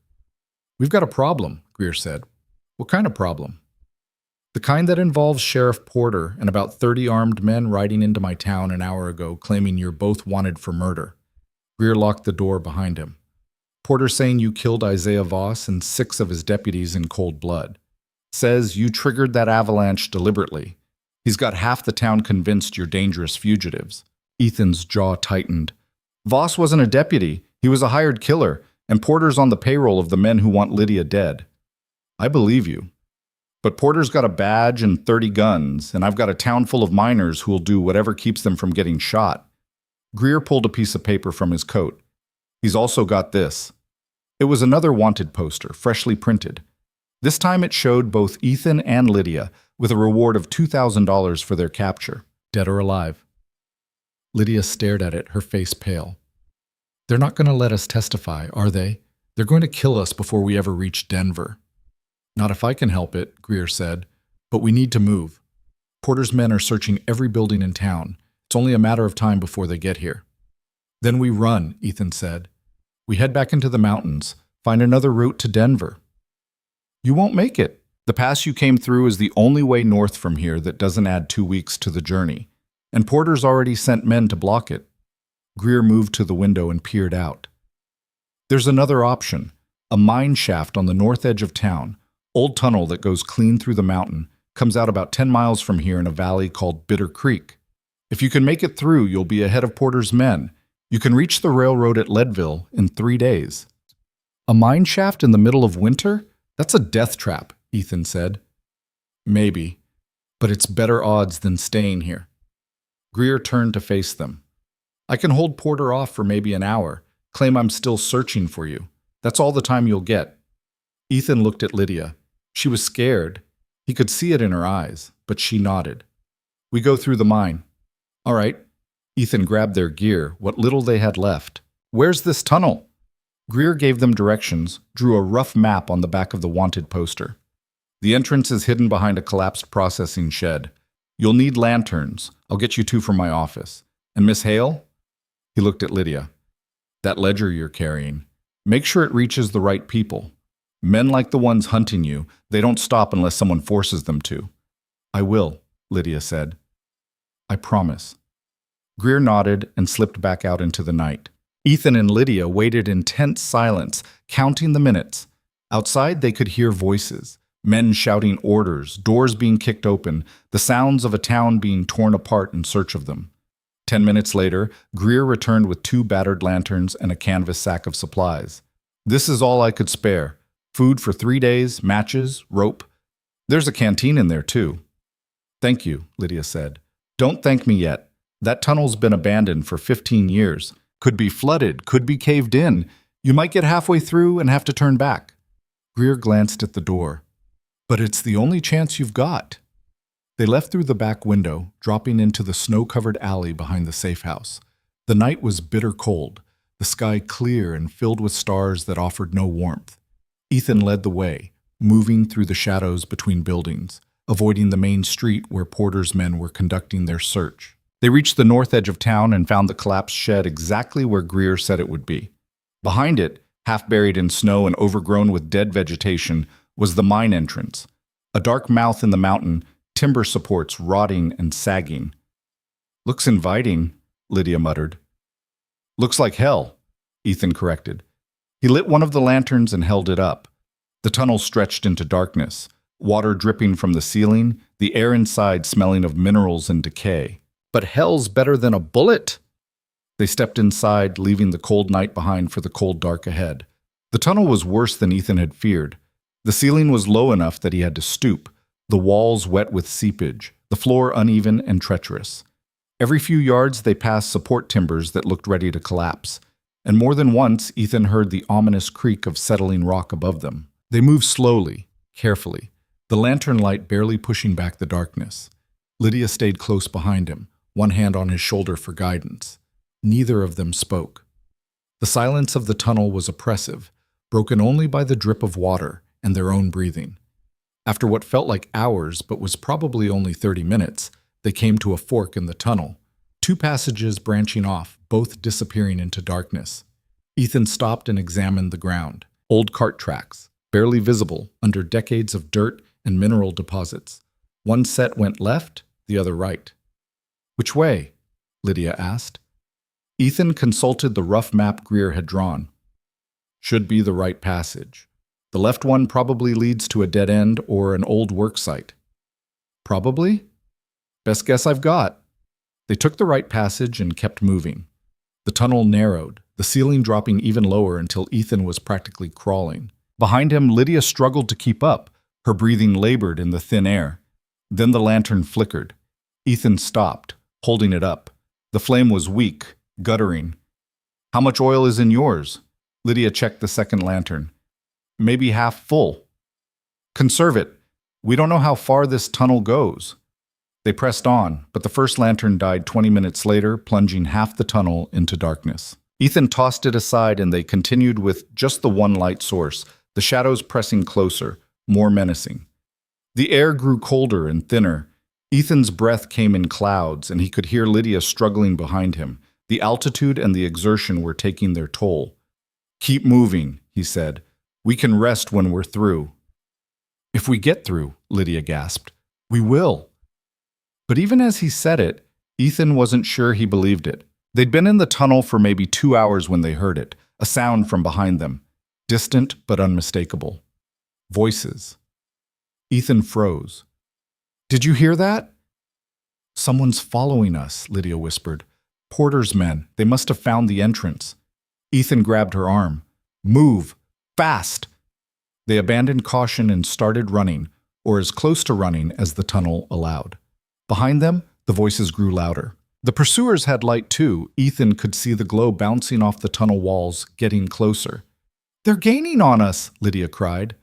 The tunnel opened up suddenly into a larger chamber, an old work site maybe 50 feet across, with multiple shafts branching off in different directions. Equipment lay scattered and rusted, and in the center of the chamber a vertical shaft dropped into darkness, covered by a rotting wooden grate. Ethan skidded to a halt at the edge. "Which way?" Behind them, the voices were close now. "This way. I see light ahead." Ethan made a decision. "Across the shaft. There's a tunnel on the far side." They ran across the grate, the wood groaning under their weight. Ethan made it across, but as Lydia followed, one of the boards cracked. Her foot punched through and she screamed, catching herself on the edge. "Lydia!" Ethan dropped the lantern and grabbed her wrists, hauling her up just as the rest of the grate collapsed into the shaft with a splintering crash. The sound echoed through the chamber, followed by the distant splash of wood hitting water far below. They rolled away from the edge, gasping. The lantern had rolled to the side, still burning but flickering dangerously. And then the pursuers arrived. 3 men burst into the chamber, rifles raised. In the dim light, Ethan recognized one of them, the sheriff, Porter, his weak face twisted with determination. The other 2 were deputies, young and nervous. "End of the line!" Porter shouted.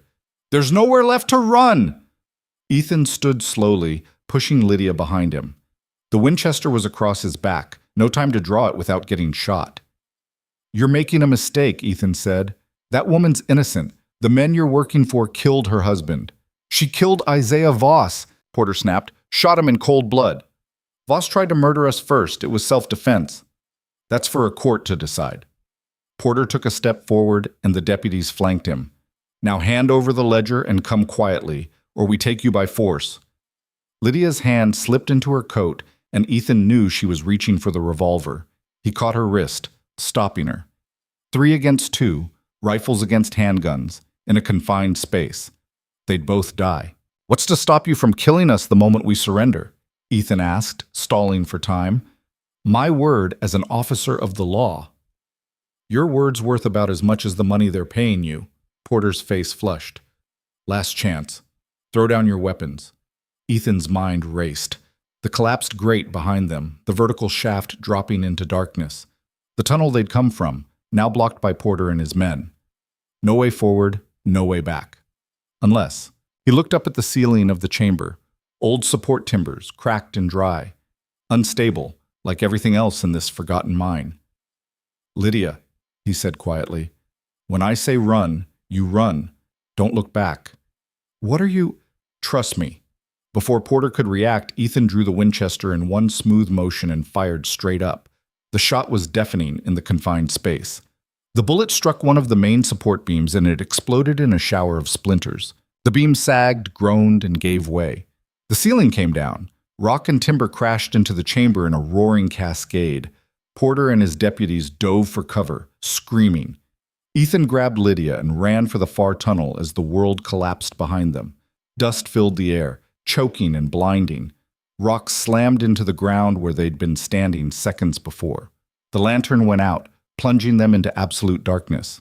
But they kept running, hands outstretched, feeling their way along the tunnel walls. Behind them, the collapse continued, tons of rock filling the chamber, sealing it off. And then, finally, silence. Ethan stopped, breathing hard, listening. No sounds of pursuit, no voices. Just the settling of rock and the drip of water. "Are they dead?" Lydia whispered in the darkness. "Maybe." or trapped on the other side.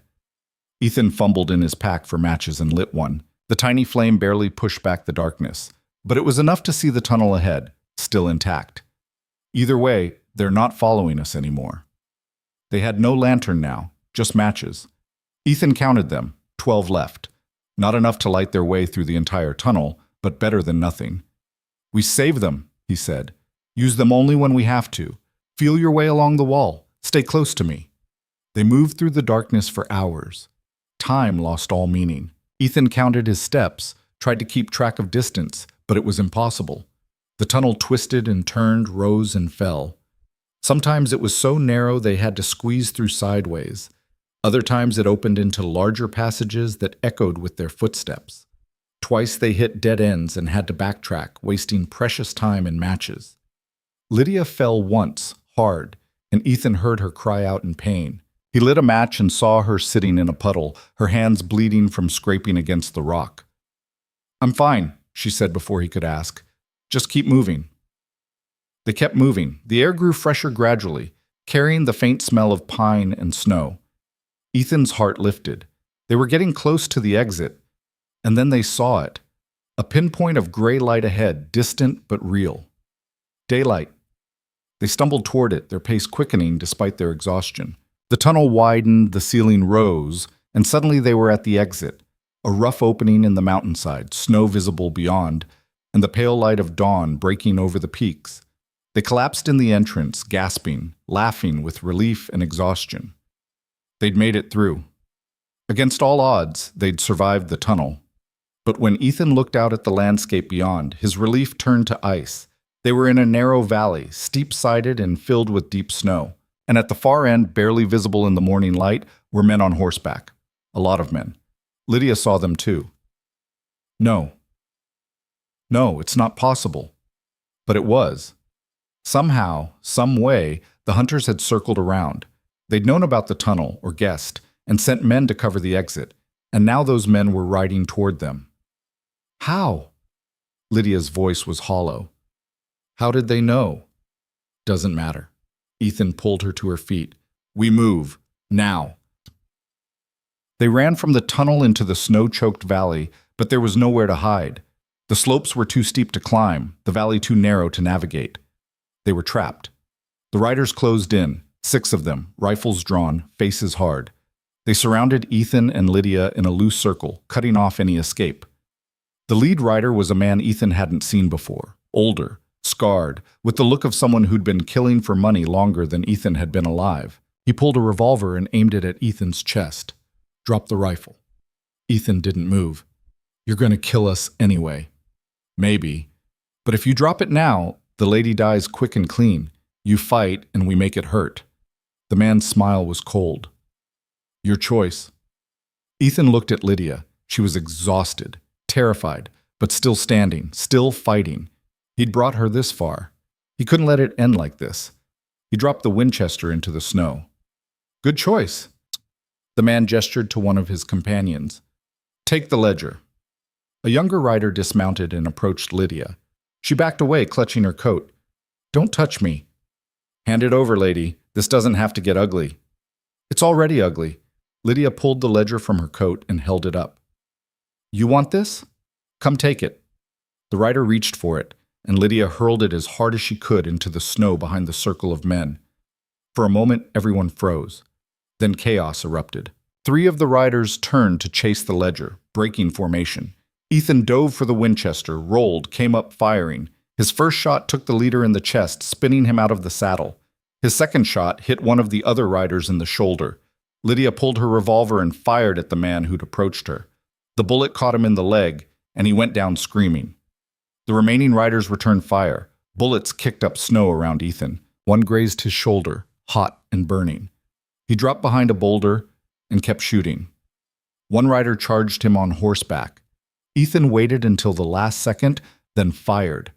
The horse went down, throwing its rider. The man hit the ground hard and didn't get up. That left 2. They were retreating now, spooked, dragging the wounded with them. Ethan let them go. He was out of ammunition and bleeding, and Lydia was on her knees in the snow, gasping for breath. He stumbled to her side. Are you hit? No, no, I'm fine. She pointed at the ledger, half buried in the snow. Get it. We have to get it. Ethan retrieved the book, now wet and stained but still intact. He helped Lydia to her feet, and they started moving again, heading up the valley toward the distant tree line. Behind them, the wounded men shouted for help that wouldn't come. And ahead, somewhere beyond the mountains, was Leadville, the railroad, and finally, safety. But Ethan knew better than to hope now. Hope was a luxury they couldn't afford. All they could do was keep moving, keep fighting, keep surviving, one step at a time, one breath at a time, until they reached the end, whatever that end might be. They walked for 3 days through country that tested the limits of human endurance. The wound in Ethan's shoulder had stopped bleeding, but the pain was constant, a dull throb that kept him awake at night. Lydia had twisted her ankle in the mine tunnel and now limped with every step, but she never asked to stop. They moved like ghosts through the wilderness, living on melted snow and the last scraps of food from Greer's pack, pushing their bodies past exhaustion into some realm beyond pain where only will mattered. The mountains slowly gave way to foothills, the endless white expanse softening into valleys dotted with stunted pines. On the afternoon of the third day, they crested a ridge and saw it in the distance, a line of black smoke cutting across the horizon, the distinctive plume of a locomotive. The railroad. Leadville, Ethan said, his voice hoarse from disuse. Maybe 5 miles. Lydia stared at the smoke like it was salvation itself. We're going to make it. We're not there yet. Ethan scanned the landscape below, his hand never leaving the rifle. After everything they'd been through, he'd learned not to celebrate until they were truly safe, and maybe not even then. The descent took longer than expected. Lydia's injured ankle slowed them, and twice they had to stop while she rested, her face pale with pain. Ethan used the time to scout ahead, making sure no one was waiting in ambush. The paranoia had become second nature now. Every shadow held a threat. Every sound could be a pursuer. I'm slowing you down, Lydia said during one of their stops. She was sitting on a fallen log, massaging her swollen ankle. You could move faster without me. We've had this conversation before, Ethan said, and the answer's still the same. We move together or not at all. Why? She looked up at him, genuine confusion in her eyes. Why risk everything for someone you barely know? Ethan considered the question. A month ago, he would have said it was about justice, about doing the right thing, but the truth was more complicated than that. Because for 6 years I've been alone on that mountain, telling myself I was at peace, he said. But peace and emptiness aren't the same thing. You reminded me of that. You reminded me what it means to fight for something that matters. Lydia's eyes filled with tears. Charles used to say something similar. He said the only thing worth having is something you're willing to fight for. He was right. They killed him for being right. Her voice hardened. And I'm going to make sure every single person involved pays for it. By sunset, they reached the outskirts of Leadville, a sprawling mining town built on silver and desperation, its streets thick with mud and commerce. Thousands of people lived here, drawn by the promise of wealth, most of them finding only hard work and harder luck. But it had what they needed: law enforcement that wasn't controlled by Consolidated Mining, a telegraph office with connections to Denver and beyond, and most importantly, a federal marshal station. The town was busier than Silver Pine, more chaotic. Wagons rolled through the streets, hauling ore and supplies. Men in work clothes crowded the boardwalks, their faces marked by exhaustion and the eternal optimism of those who believed the next strike would be the big one. Saloons blazed with light and noise every 50 feet. Somewhere in the distance, a piano played badly and enthusiastically. They walked through it all like ghosts, covered in filth and blood, looking more like refugees from a war than survivors of a conspiracy. People stared but quickly looked away. Leadville had seen worse, and strangers asking no questions was the closest thing to courtesy in a place like this. The marshal's office was a sturdy brick building near the center of town, flanked by a bank on one side and a saloon on the other. Light spilled from its windows, and through the glass, Ethan could see men moving inside. He paused at the door, his hand on the handle. Last chance to run, he said to Lydia. From what? We've already outrun death itself. She straightened despite her exhaustion. Let's finish this. Ethan pushed through the door and found himself facing a deputy who looked barely old enough to shave. The young man was sitting behind a desk, cleaning a rifle. His hand froze on the weapon when he saw them. "Easy," Ethan said, raising his hands. "We're not here to cause trouble. We need to see the marshal. Federal business." The deputy's eyes moved from Ethan to Lydia, taking in their condition. The blood, the torn clothes, the weapons they carried. His hand moved closer to his sidearm. "What kind of federal business?" "The kind that involves murder, fraud, and about a dozen wealthy men in Denver who need to hang." Lydia stepped forward and pulled the ledger from her coat. It was battered, water-stained, the leather cover cracked, but intact. "This is evidence of crimes committed by Consolidated Mining Company. We need protection, and we need to get this to the federal prosecutors." The deputy stared at the ledger like it might explode. "Where did you get that?" "From my husband, before they murdered him." Lydia's voice was steady, cold. "Now get your marshal. We don't have time for questions from a deputy." The young man's face flushed, but he stood and disappeared into a back room. Ethan and Lydia stood in the waiting area, too exhausted to sit, too wired to relax. Through the window, Ethan watched the street. His hand never left the revolver at his hip. "Think he believes us?" Lydia whispered. "Doesn't matter. We just need him to get us to someone who does." The deputy returned with an older man, 50s, gray-haired, wearing a federal marshal's badge pinned to a worn vest. He had the weathered face of someone who'd spent decades dealing with the worst humanity had to offer, but his eyes were sharp and intelligent. He studied them both carefully before speaking. "I'm Marshal Crowley," he said. "My deputy tells me you've got quite a story." "More than a story," Ethan said.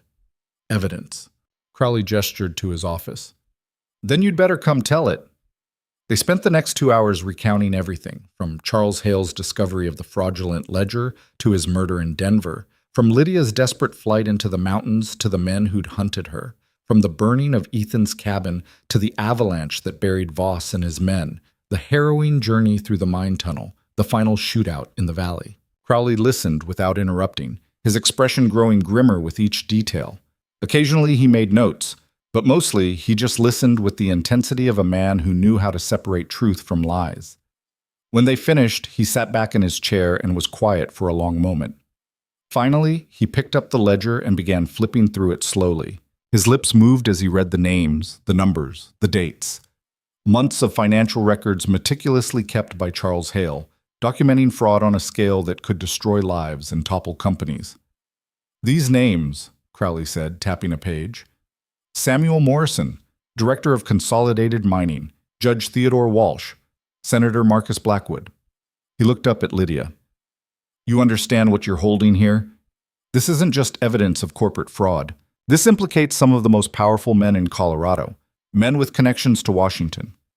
"I know," Lydia said. "That's why they're trying to kill me." "And they're not going to stop just because you made it here." Crowley closed the ledger carefully, treating it like the dangerous weapon it was.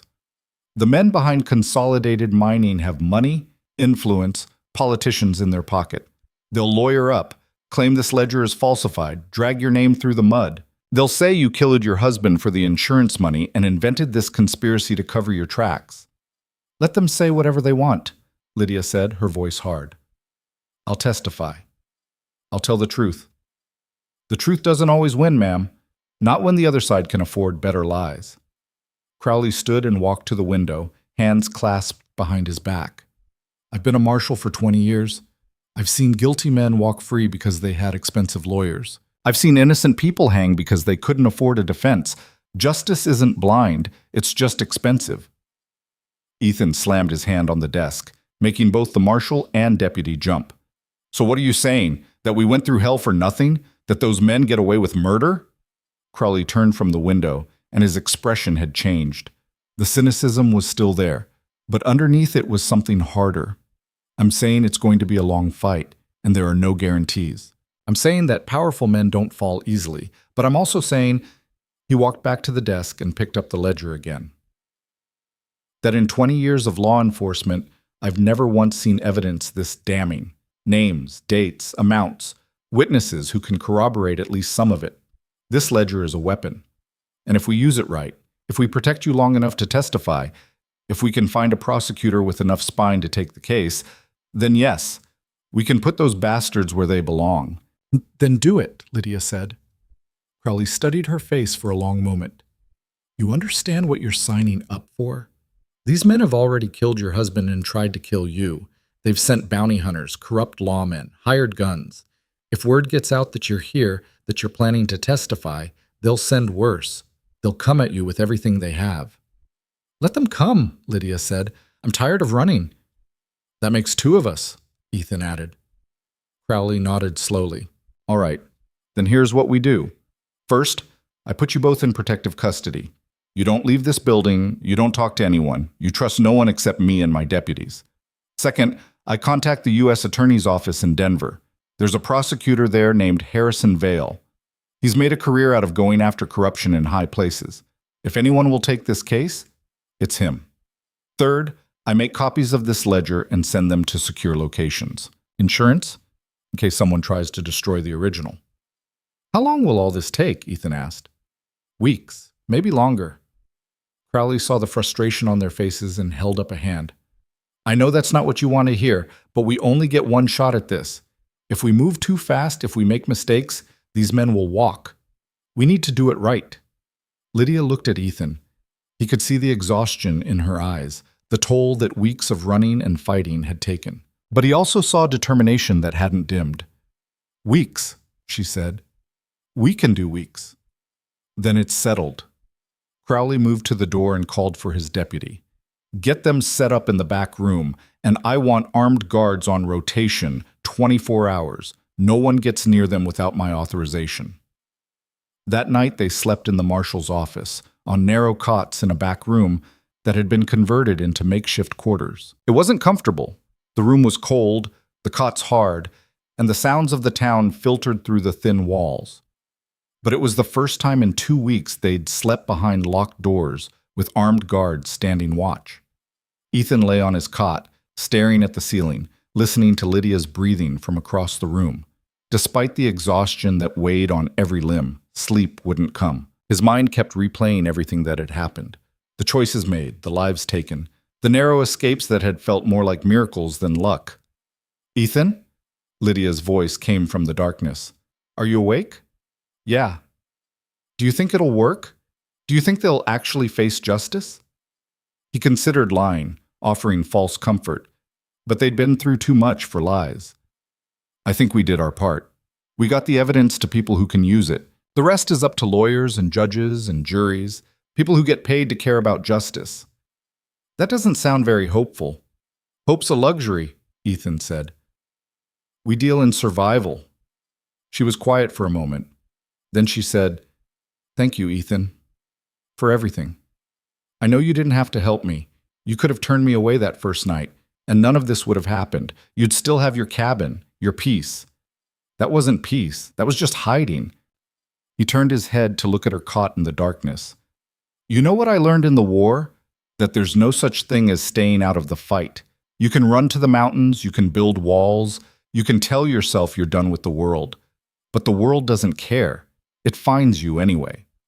So you might as well stand and fight for something that matters. Is that what I am? Something that matters? Ethan thought about that question, about the woman who'd stumbled into his cabin bleeding and desperate, about the strength she'd shown in the face of overwhelming odds, about the way she'd never given up even when death seemed certain. Yeah, he said, you are. He heard her breath catch, and then the sound of quiet crying.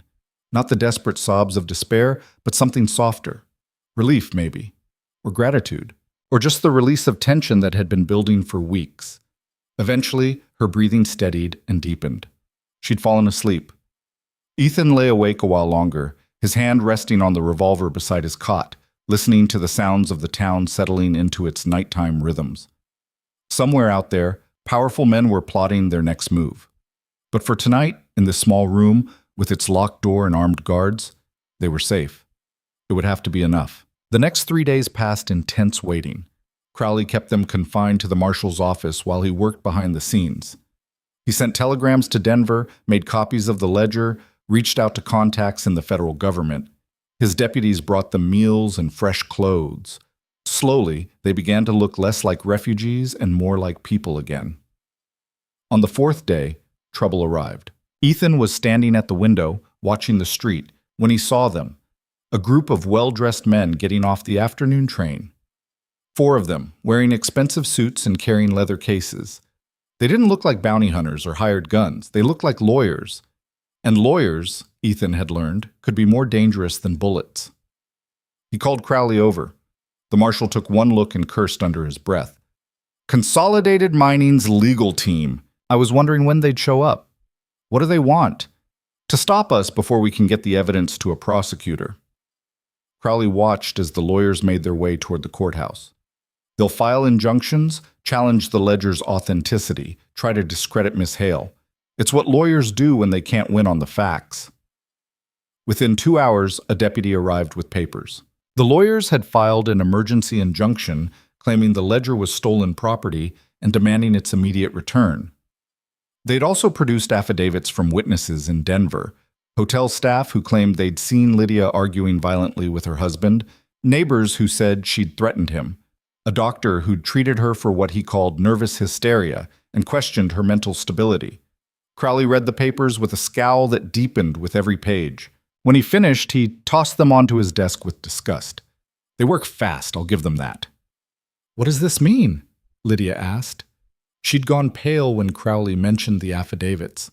Those people are lying. I never threatened Charles. I know they're lying, Crowley said. And so will any judge worth his salt. These affidavits are too convenient, too coordinated. They were clearly manufactured to discredit you before you could testify. He picked up the papers again, studying them. The problem is, they don't have to be true. They just have to create enough doubt to delay proceedings, maybe get the ledger thrown out as evidence. Can they do that? Ethan asked. They can try. Whether they succeed depends on the judge, the prosecutor, and how much pressure Consolidated Mining can bring to bear. Crowley moved to his desk and started drafting a response. The good news is, we're under federal jurisdiction now. These local lawyers can file all the motions they want, but they can't touch the evidence without a federal order. And the bad news? The bad news is this is going to turn into a legal war, and wars take time. Time for them to manufacture more evidence, to threaten or bribe witnesses, to find ways to make this case go away. He looked up at Lydia. Which is why we need you alive and ready to testify. You're the key to all of this. Without your testimony, that ledger is just numbers on a page. That night, the lawyers tried a different approach. They came to the marshal's office directly, knocked politely, and asked to speak with Lydia. Crowley sent them away. They returned an hour later with a judge's order demanding access to the prisoner, because that's what their paperwork called her now, a prisoner awaiting trial for murder. Crowley studied the order, his expression darkening. Then he tore it in half. This judge has jurisdiction over local matters only. Federal custody supersedes it. He handed the torn papers back to the lawyer who'd delivered them. You tell your clients they can take it up with the U.S. attorney when he arrives.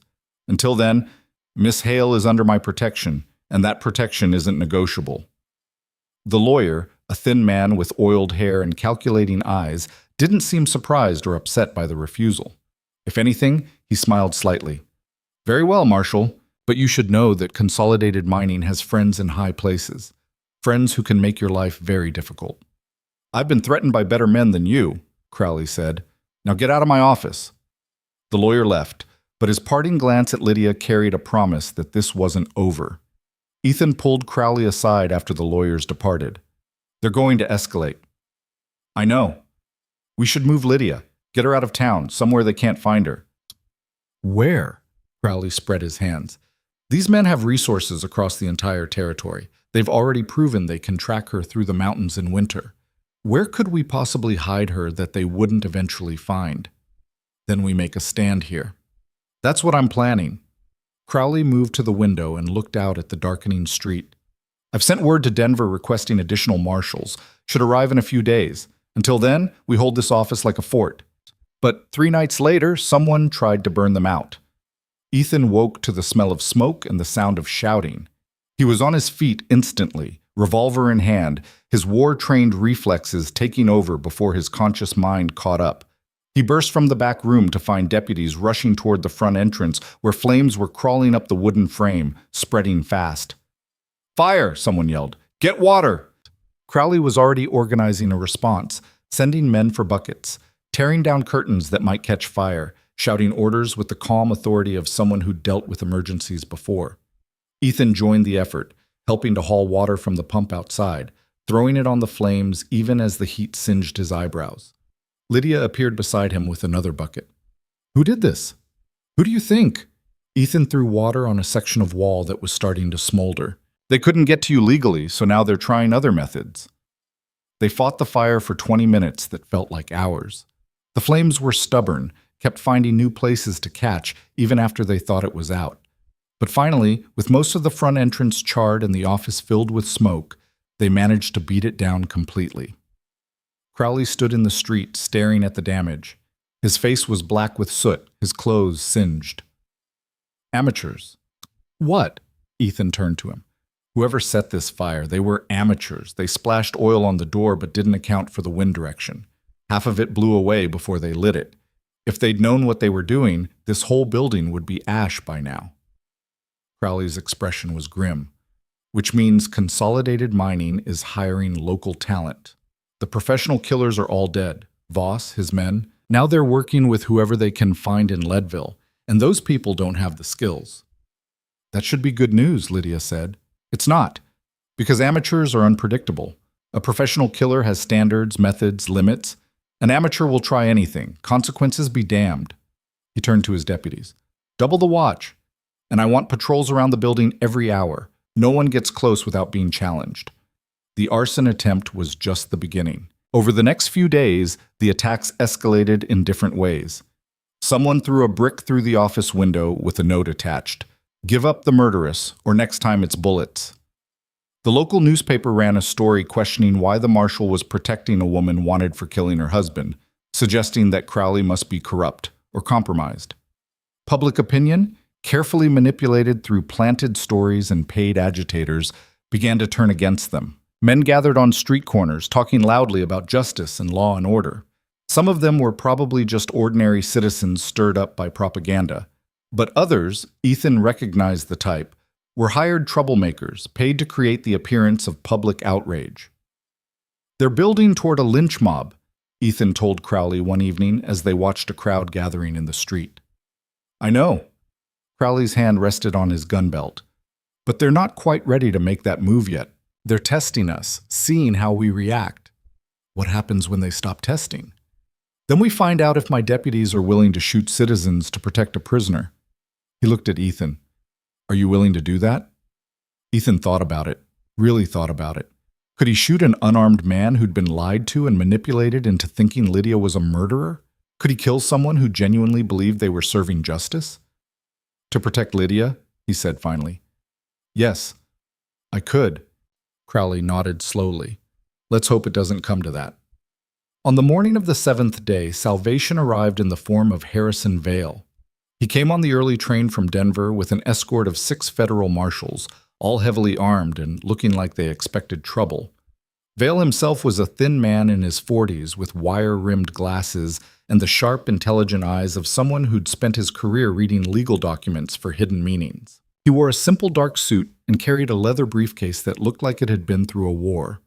He swept into Crowley's office like a man who owned the place, ignored the local lawyers who tried to intercept him on the street, and got straight to business. "Marshal Crowley," he said, shaking hands, "your telegraph said you had evidence of criminal conspiracy involving Consolidated Mining. I've come to evaluate that evidence and, if it's as strong as you suggest, begin prosecution proceedings immediately." "It's strong," Crowley said. He pulled out the ledger and handed it to Vale. "Stronger than anything I've seen in 20 years of law enforcement." Vale opened the ledger and began reading. His expression didn't change, but Ethan saw his eyes widen slightly as he turned pages. He read in silence for 10 minutes straight, occasionally making notes in a small pad he'd pulled from his pocket. Finally, he closed the ledger and looked at Lydia. "Miss Hale, I understand you obtained this ledger from your late husband's possessions." "Yes." "And you're willing to testify to its authenticity and the circumstances of how you obtained it?" "I am." "Even though doing so will put you in considerable danger, even though the men you're accusing have already tried to kill you multiple times?" Lydia stood straighter. "Especially because of that. They killed my husband for being honest. I won't dishonor his memory by being silent. Vale studied her for a long moment, and something in his expression softened. Mrs. Hale, I've been a federal prosecutor for 15 years. I've put away corrupt officials, organized criminals, men who thought they were above the law. But I've never prosecuted a case with implications this far-reaching. The men named in this ledger include board members of one of the largest mining companies in Colorado, a sitting senator, 2 judges, and a dozen other prominent citizens. If we proceed with this, we're not just taking on Consolidated Mining, we're taking on the entire power structure they've built through bribery and corruption. I understand that, Lydia said. Do you? Because once we start this, there's no going back. Win or lose, your life will never be the same. These men will try to destroy you in every way possible. They'll attack your reputation, your character, your sanity. They'll dig up every mistake you've ever made and twist it into evidence against you. And if they can't beat you in court, they'll try other methods. They already have, Ethan said. We fought off bounty hunters, corrupt lawmen, hired killers. We've been through hell to get here. We're not backing down now. Vale turned his attention to Ethan. Mr. Cross, I understand you've been protecting Miss Hale since she fled Denver. That makes you a crucial witness as well. I'll testify to whatever you need. Good. Vale set the ledger on Crowley's desk and removed his glasses to clean them. Then here's what's going to happen. We leave for Denver tomorrow morning on the first train. I've arranged for a secure car and armed guards. Once we reach Denver, you'll both be placed in protective custody until the trial begins. I estimate we can bring charges within 2 weeks and have a trial date set within a month. That fast? Crowley sounded surprised. This evidence is too explosive to sit on. Every day we delay gives Consolidated Mining more time to destroy documents, intimidate witnesses, and shore up their defenses. We move quickly, or we don't move at all. Vale replaced his glasses. Marshal Crowley, I'm taking custody of the ledger and the witnesses as of now. I'll need copies of any reports you've filed, statements from your deputies, documentation of the attempts on Miss Hale's life. You'll have them within the hour, Crowley said. Vale turned back to Lydia and Ethan. I won't lie to you. The men you're accusing have powerful friends and deep pockets. They'll fight this with everything they have. But I've prosecuted corrupt officials before, and I've never lost when the evidence was this strong. If you're ready to see this through, if you're ready to face them in court and tell your story, then I guarantee you this. They will face justice. We're ready, Lydia said. Ethan nodded his agreement. Then get some rest tonight, Vale said. Tomorrow, we go to Denver, and we show these bastards that no one is above the law. That evening, as the sun set over Leadville and the temperature dropped toward freezing, Ethan stepped outside for air. The streets were quieter now, most of the troublemakers having dispersed after word spread that federal marshals had arrived, but he could still feel eyes watching from windows and doorways. The town hadn't turned friendly. It had just decided to wait and see which way the wind would blow. He found Lydia sitting on the steps of the marshal's office, wrapped in a borrowed coat, staring up at the first stars appearing in the darkening sky. Can't sleep? He asked, sitting down beside her. Too much on my mind. She glanced at him. We're really going to do this. We're going to Denver, we're going to testify, and we're going to see this through. Having second thoughts? No, just trying to process it all. A month ago, I was running for my life through the mountains, thinking I'd never survive long enough to tell the truth. And now we're here, and it's actually happening. She turned to face him fully.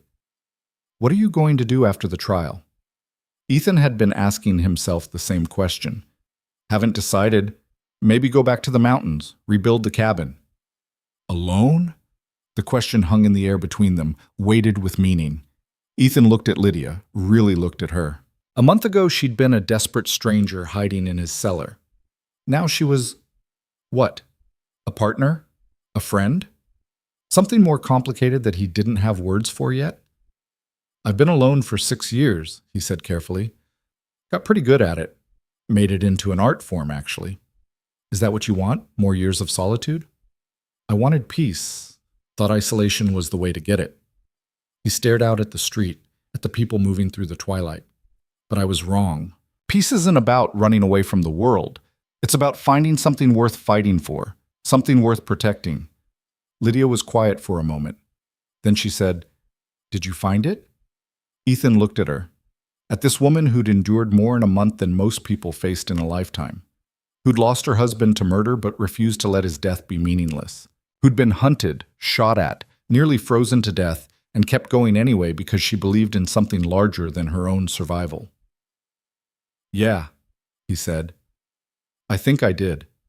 She leaned against him, her head resting on his shoulder, and they sat like that for a long time, watching the stars come out one by one, two people who'd walked through fire and somehow come out the other side still standing. "Thank you," Lydia said quietly, "for not giving up on me." "You never gave me a reason to." "I almost did.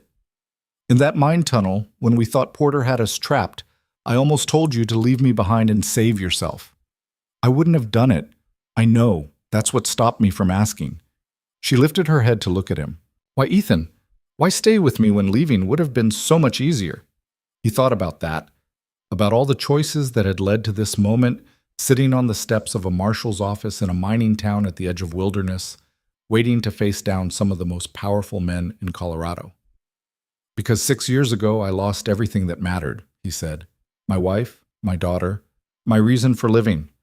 I came to the mountains to die slowly, to fade away in isolation. And then you showed up in my cabin, bleeding and desperate, and you reminded me of something I'd forgotten." "What's that?" "That some things are worth dying for, and those same things are worth living for." He met her eyes.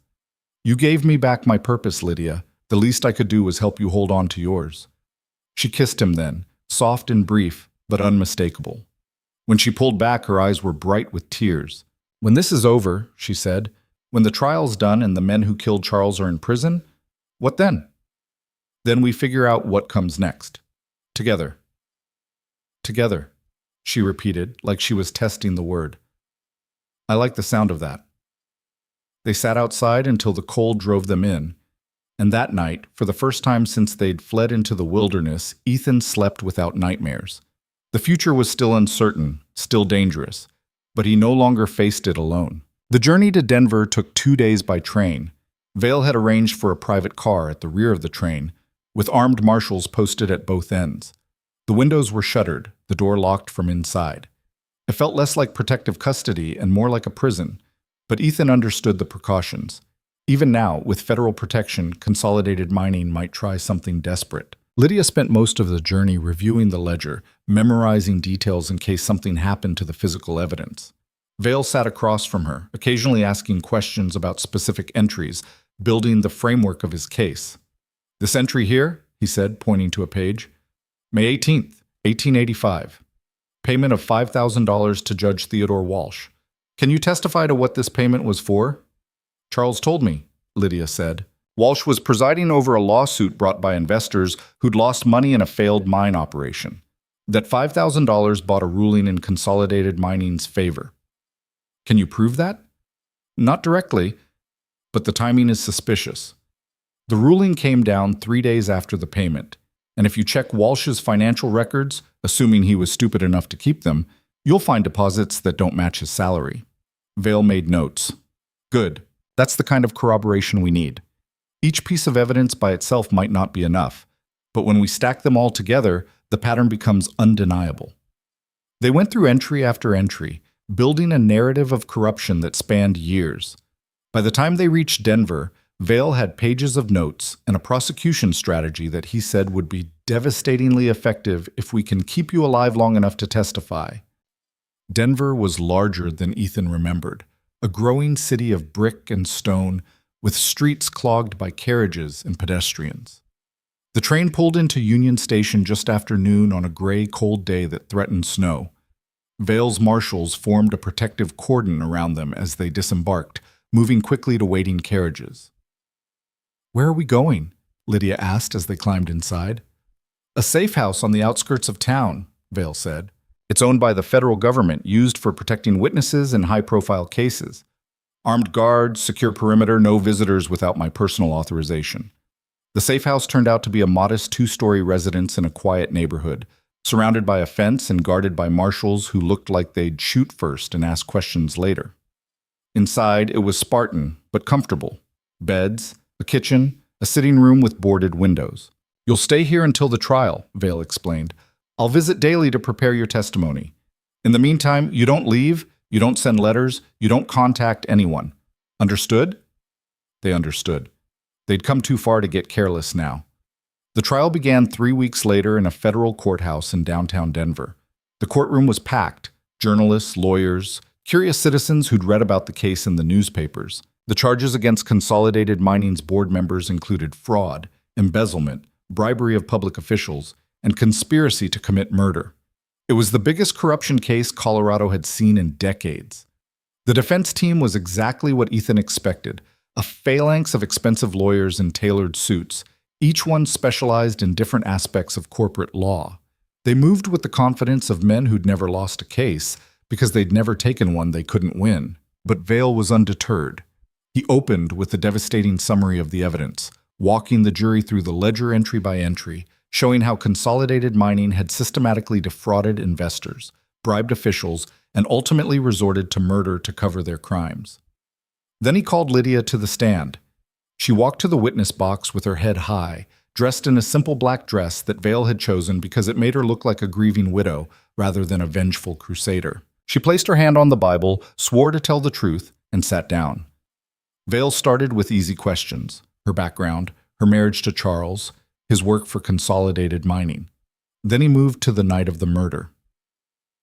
Mrs. Hale, can you describe what happened on the night of February 3rd, 1886? Lydia's voice was steady. Charles and I were staying at the Grand Hotel in Denver. He'd come to meet with the board of directors of Consolidated Mining to present his findings about the fraudulent accounting he'd discovered. That evening, around 9 o'clock, there was a knock at our door. Charles answered it. 2 men pushed their way inside. I didn't recognize them. What did these men do? They told Charles he'd made a mistake, that he should have kept his mouth shut about what he'd found. Charles tried to reason with them, to explain that he was just doing his job, but they didn't care. One of them grabbed him, and they dragged him toward the balcony. What did you do? I tried to stop them. I grabbed one man's arm, but he pushed me away.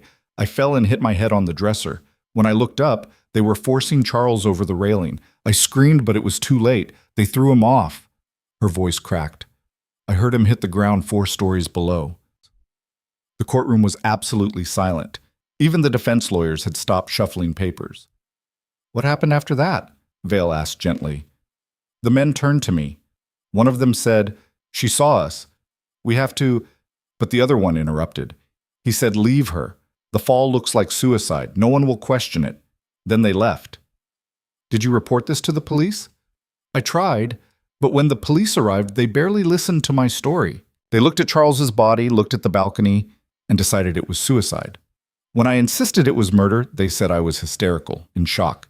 They more or less ignored me. What did you do then? I went back to our hotel room and found the ledger.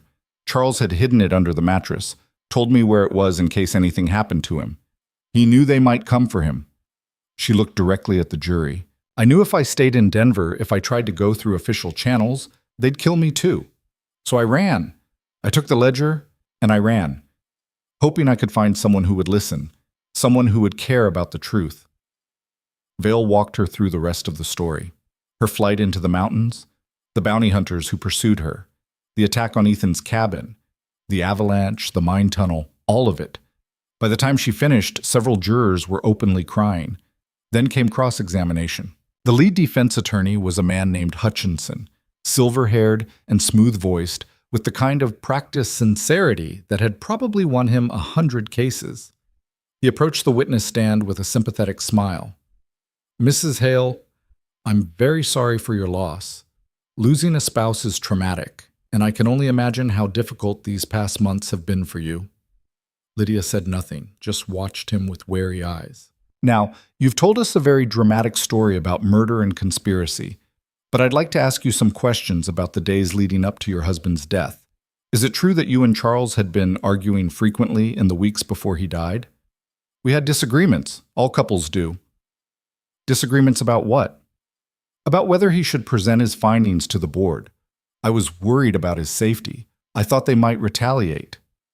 I see. And isn't it true that several hotel staff members heard you having a violent argument with Charles the night before he died? An argument in which you allegedly threw objects and threatened him? That's a lie, Lydia said firmly. We did not argue that night. We barely spoke. Charles was reviewing his presentation. Hutchinson produced affidavits. I have sworn statements from 3 hotel employees who claim otherwise. Then they're lying, or they were paid to lie. So Lydia's voice rose slightly. I never threatened my husband. I loved him. Mrs. Hale, isn't it possible that in your grief and shock, you've misremembered the events of that night?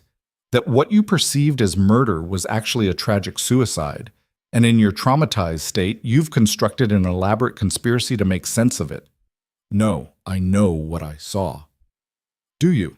Because the police found no evidence of forced entry, no signs of struggle in the room, no witnesses who saw these mysterious men you describe.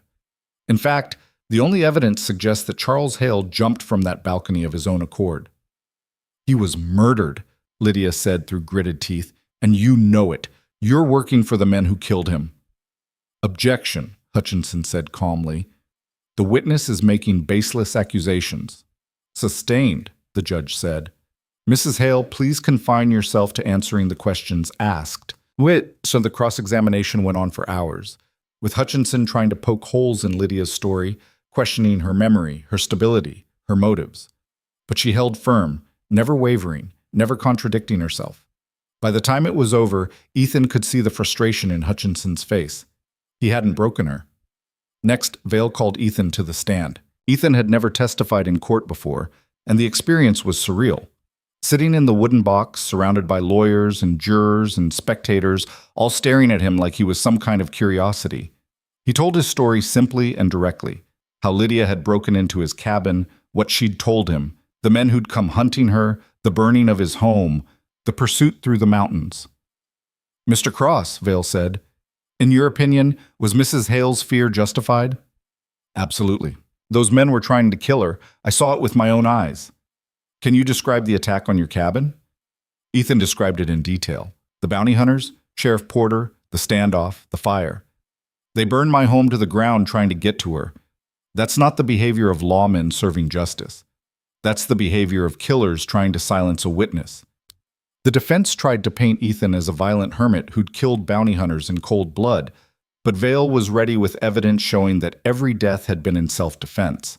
By the end of Ethan's testimony, the jury looked convinced. Vale called more witnesses, a bank examiner who'd reviewed the ledger and confirmed its authenticity, a handwriting expert who verified it was written by Charles Hale, even a former employee of Consolidated Mining who testified to seeing suspicious financial transactions that matched entries in the ledger. The defense fought back hard, calling their own experts to question the ledger's validity, producing character witnesses who painted Charles Hale as unstable and Lydia as a scheming woman interested only in her husband's money. They even brought in a doctor who claimed Lydia showed signs of hysteria and delusional thinking. But Vale systematically dismantled every defense argument, showing how the witnesses had connections to Consolidated Mining, how the experts had been paid handsomely for their opinions, how the entire defense strategy was built on attacking the victims rather than addressing the evidence. The trial lasted 3 weeks. Every day, Ethan and Lydia sat in the courtroom, watching their lives dissected and debated. Every night, they returned to the safe house, exhausted and emotionally drained. Do you think we're winning? Lydia asked one evening. Vale thinks so, Ethan said, but juries are unpredictable. On the final day, Vale delivered his closing argument. He stood before the jury and held up the ledger. This book, he said, is more than just evidence of financial fraud. It's a record of how power corrupts, how wealth buys influence, and how some men believe they're above the law. The defense wants you to believe that Lydia Hale is a liar, that her husband was suicidal, that this entire conspiracy is a fantasy. But the evidence tells a different story, a story of systematic corruption spanning years, a story of bribery, fraud, and ultimately murder when one honest man tried to expose the truth. He walked along the jury box, making eye contact with each juror. The defendants thought they could buy their way out of this. They thought they could intimidate witnesses, discredit victims, and escape justice. But they were wrong, because you, 12 ordinary citizens, have the power to hold them accountable. You have the power to say that no one, no matter how wealthy or influential, is above the law. He paused, letting that sink in. Charles Hale died for doing the right thing. His widow has risked everything to see justice served. Don't let his death be meaningless. Don't let these men escape the consequences of their actions. Find them guilty. Show them that in this country, even the powerful must answer for their crimes. The jury deliberated for 2 days. 2 agonizing days of waiting, wondering, hoping. Ethan and Lydia stayed at the safe house, unable to eat, unable to think about anything except the 12 strangers who held their fate in their hands. Finally, word came. The jury had reached a verdict. They returned to the courthouse, took their seats. The jury filed in, their faces unreadable. The foreman stood. "Have you reached a verdict?" the judge asked. "We have, Your Honor." "What say you?" "On all counts, we find the defendants guilty." The courtroom erupted. Journalists rushed for the doors to file their stories. Some spectators cheered, others protested. The defense lawyers looked stunned. The defendants, wealthy, powerful men, who'd probably never faced real consequences in their lives, sat in shocked silence as the judge sentenced them to prison terms ranging from 15 years to life. Lydia collapsed against Ethan, sobbing with relief. Vale came over, shaking their hands, his normally stoic face showing genuine joy. "You did it," he said. "You held them accountable." "We all did it," Lydia said. "Thank you for believing me, for fighting for the truth." "That's my job," Vale said. "But this one I'll remember for the rest of my career." The formal sentencing took place a week later. Ethan and Lydia attended, watching as the men who'd tried to kill them were led away in chains. Samuel Morrison, the director who'd orchestrated the fraud, Judge Walsh, who'd sold his verdicts, Senator Blackwood, who'd used his influence to cover up crimes, all of them brought down by a widow's courage and a ledger full of truth. As they left the courthouse for the final time, reporters swarmed them, shouting questions. Lydia ignored them all. She just walked, holding Ethan's hand until they reached a quiet park a few blocks away. They sat on a bench beneath bare trees, watching the city move around them. Winter was loosening its grip. Spring was coming. "What now?" Lydia asked. "Now we figure out what comes next." Ethan looked at her. "You got your justice. Charles's death has meaning. The men who killed him will spend the rest of their lives in prison. You're free to do whatever you want." "What I want," Lydia said slowly, "is to never go back to the life I had before. That world of privilege and society events and pretending everything is fine, it's empty. It's meaningless. I want something real." "What does real look like to you?" She thought about that. "I don't know exactly, but I know I want to help other people who are in situations like mine, people who've lost everything and are fighting for justice. There must be a way to do that. Maybe I could start a fund or an organization, something that uses the settlement money to actually make a difference." "That sounds like Lydia Hale thinking," Ethan said with a slight smile. "And what about you? Are you really going back to the mountains?" Ethan had been thinking about that question for weeks. The old life, the isolation, the deliberate loneliness, felt like something that belonged to a different person. The man who'd built that cabin was running from his pain, but Ethan wasn't running anymore. "I think I'm done hiding," he said. "I've spent 6 years trying to escape the world, but these past months, fighting alongside you, standing for something that mattered, that's the most alive I've felt since before the war." "So what then?" "I was thinking about buying some land. There's a valley about 40 miles north of where my cabin used to be. Good water, timber, defensible position. Could build something there, something permanent." "A ranch?" "Maybe, or a homestead. Someplace where people could come if they needed help or shelter. A kind of sanctuary." He looked at her. "Would you want to be part of something like that?" Lydia's eyes widened. "Are you asking me to—" "I'm asking if you want to build a life together. Not the life you had before, not the life I had before, but something new, something real." She didn't answer immediately.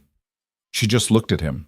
This man who'd saved her life multiple times, who'd fought beside her, who'd never once asked for anything in return. "Yes," she said finally. "Yes, I would want that very much." They used Lydia's settlement money to buy the land that spring. 300 acres of mountain valley with a creek running through it and forest on all sides. The site had everything Ethan wanted: fresh water, timber for building, game for hunting, and most importantly, a defensible position with clear sight lines in all directions. Old habits died hard. They spent that first summer building. Not just a house, but a home. Ethan designed it with both comfort and security in mind, 2 stories of solid logs with a stone foundation that would last for generations, windows that could be shuttered and barred if necessary, a clear view of all approaches, but also a wide porch for sitting in the evening, a kitchen large enough for gatherings, bedrooms that caught the morning sun. They hired workers from Leadville and Red Creek, men who'd heard about the trial, who respected what they'd done, who wanted to be part of something honest. The work was hard, but there was joy in it. Ethan had forgotten what it felt like to build something with help, to hear laughter while working, to share meals with others at the end of a long day. Lydia threw herself into the project with the same determination she'd shown fighting for justice. She learned to swing a hammer, to mix mortar, to notch logs for fitting. Her hands, once soft and meant for piano playing and needlework, became calloused and strong. She learned to ride, to shoot, to read the weather in the mountains. And slowly, as the house took shape, so did their relationship. They married that fall in a simple ceremony on the land with only a few close friends present. No church, no grand celebration. Just 2 people who'd survived hell together, making a promise to face the future as partners. By winter, the house was finished. They moved in just as the first heavy snows began to fall, and Ethan stood at the window of his new home, their home, watching the white blanket everything, and felt something he hadn't felt in years. Peace. Not the false peace of isolation, but the real thing. The peace that came from building something meaningful, from connecting with another person, from having purpose beyond mere survival. That winter, their first visitor arrived. A woman from Leadville, fleeing from a husband who'd beaten her nearly to death. She'd heard that Ethan and Lydia's ranch was a place where people could find safety. They took her in without hesitation, gave her shelter and protection until she could get on her feet. Word spread. By the following spring, they'd helped a dozen people, women fleeing violence, families ruined by fraud, workers blacklisted by mining companies. The ranch became known as a place where you could find help, where justice wasn't for sale, where the powerful couldn't reach you. Lydia started her organization officially that year, the Charles Hale Justice Fund, dedicated to helping people who'd been wronged by corporate corruption. She used connections from the trial to find good lawyers willing to take cases pro bono. She built a network of safe houses across Colorado. She became a voice for the powerless. And Ethan, the man who'd spent 6 years hiding from the world, became something he never expected: a protector, a voice of reason, a man people came to when they had nowhere else to turn. He taught wilderness survival skills to those who needed them. He tracked down men who'd skipped town to avoid paying debts. He stood between the vulnerable and those who'd hurt them. The ranch prospered. They bought horses and cattle, built corrals and barns, expanded the property. Workers who'd come for a season stayed for years, drawn by the honest work and fair treatment. The place became a community, not just a ranch, but a refuge for people looking for something better. 5 years after the trial, Ethan stood on the porch of his home watching the sun set over the mountains. Lydia came out to join him, carrying 2 cups of coffee. She'd cut her hair shorter, practical for ranch work. Her face had lines now that hadn't been there before, etched by sun and wind and hard living. But her eyes were bright, peaceful. "Thinking about the old days?" she asked, handing him a cup. "Yeah, comparing them to now." "Any regrets?" "None." "You?" "Not a single one." She leaned against the railing. "Although sometimes I wonder what Charles would think if he could see us now. This isn't the life he imagined for me." "No," Ethan agreed, "but I think he'd be proud. You took his death and made it mean something. You helped change laws, exposed corruption, built something that helps people. That's more than most people accomplish in a lifetime." "We built it," Lydia corrected. "You and me together." Down in the valley, lanterns were being lit in the workers' houses. Smoke rose from chimneys. Somewhere a dog barked and children laughed. The ranch was alive with the sounds of people living, working, building lives. "Do you ever miss it?" Lydia asked. "The solitude? The silence?" Ethan thought about that, about the man he'd been 6 years ago, broken and hiding. "I used to think I needed silence to find peace. Turns out I was wrong. He gestured at the valley, the houses, the life they'd built. "This is peace. Messy, noisy, complicated peace. The real thing." Lydia took his hand. The real thing, she repeated. They stood there as darkness fell and stars came out. Two people who'd walked through fire and come out the other side transformed. The cabin Ethan had built in isolation was gone, burned to ashes. But in its place stood something better, something stronger, something that would last. A fortress, yes, but also a home. And that made all the difference.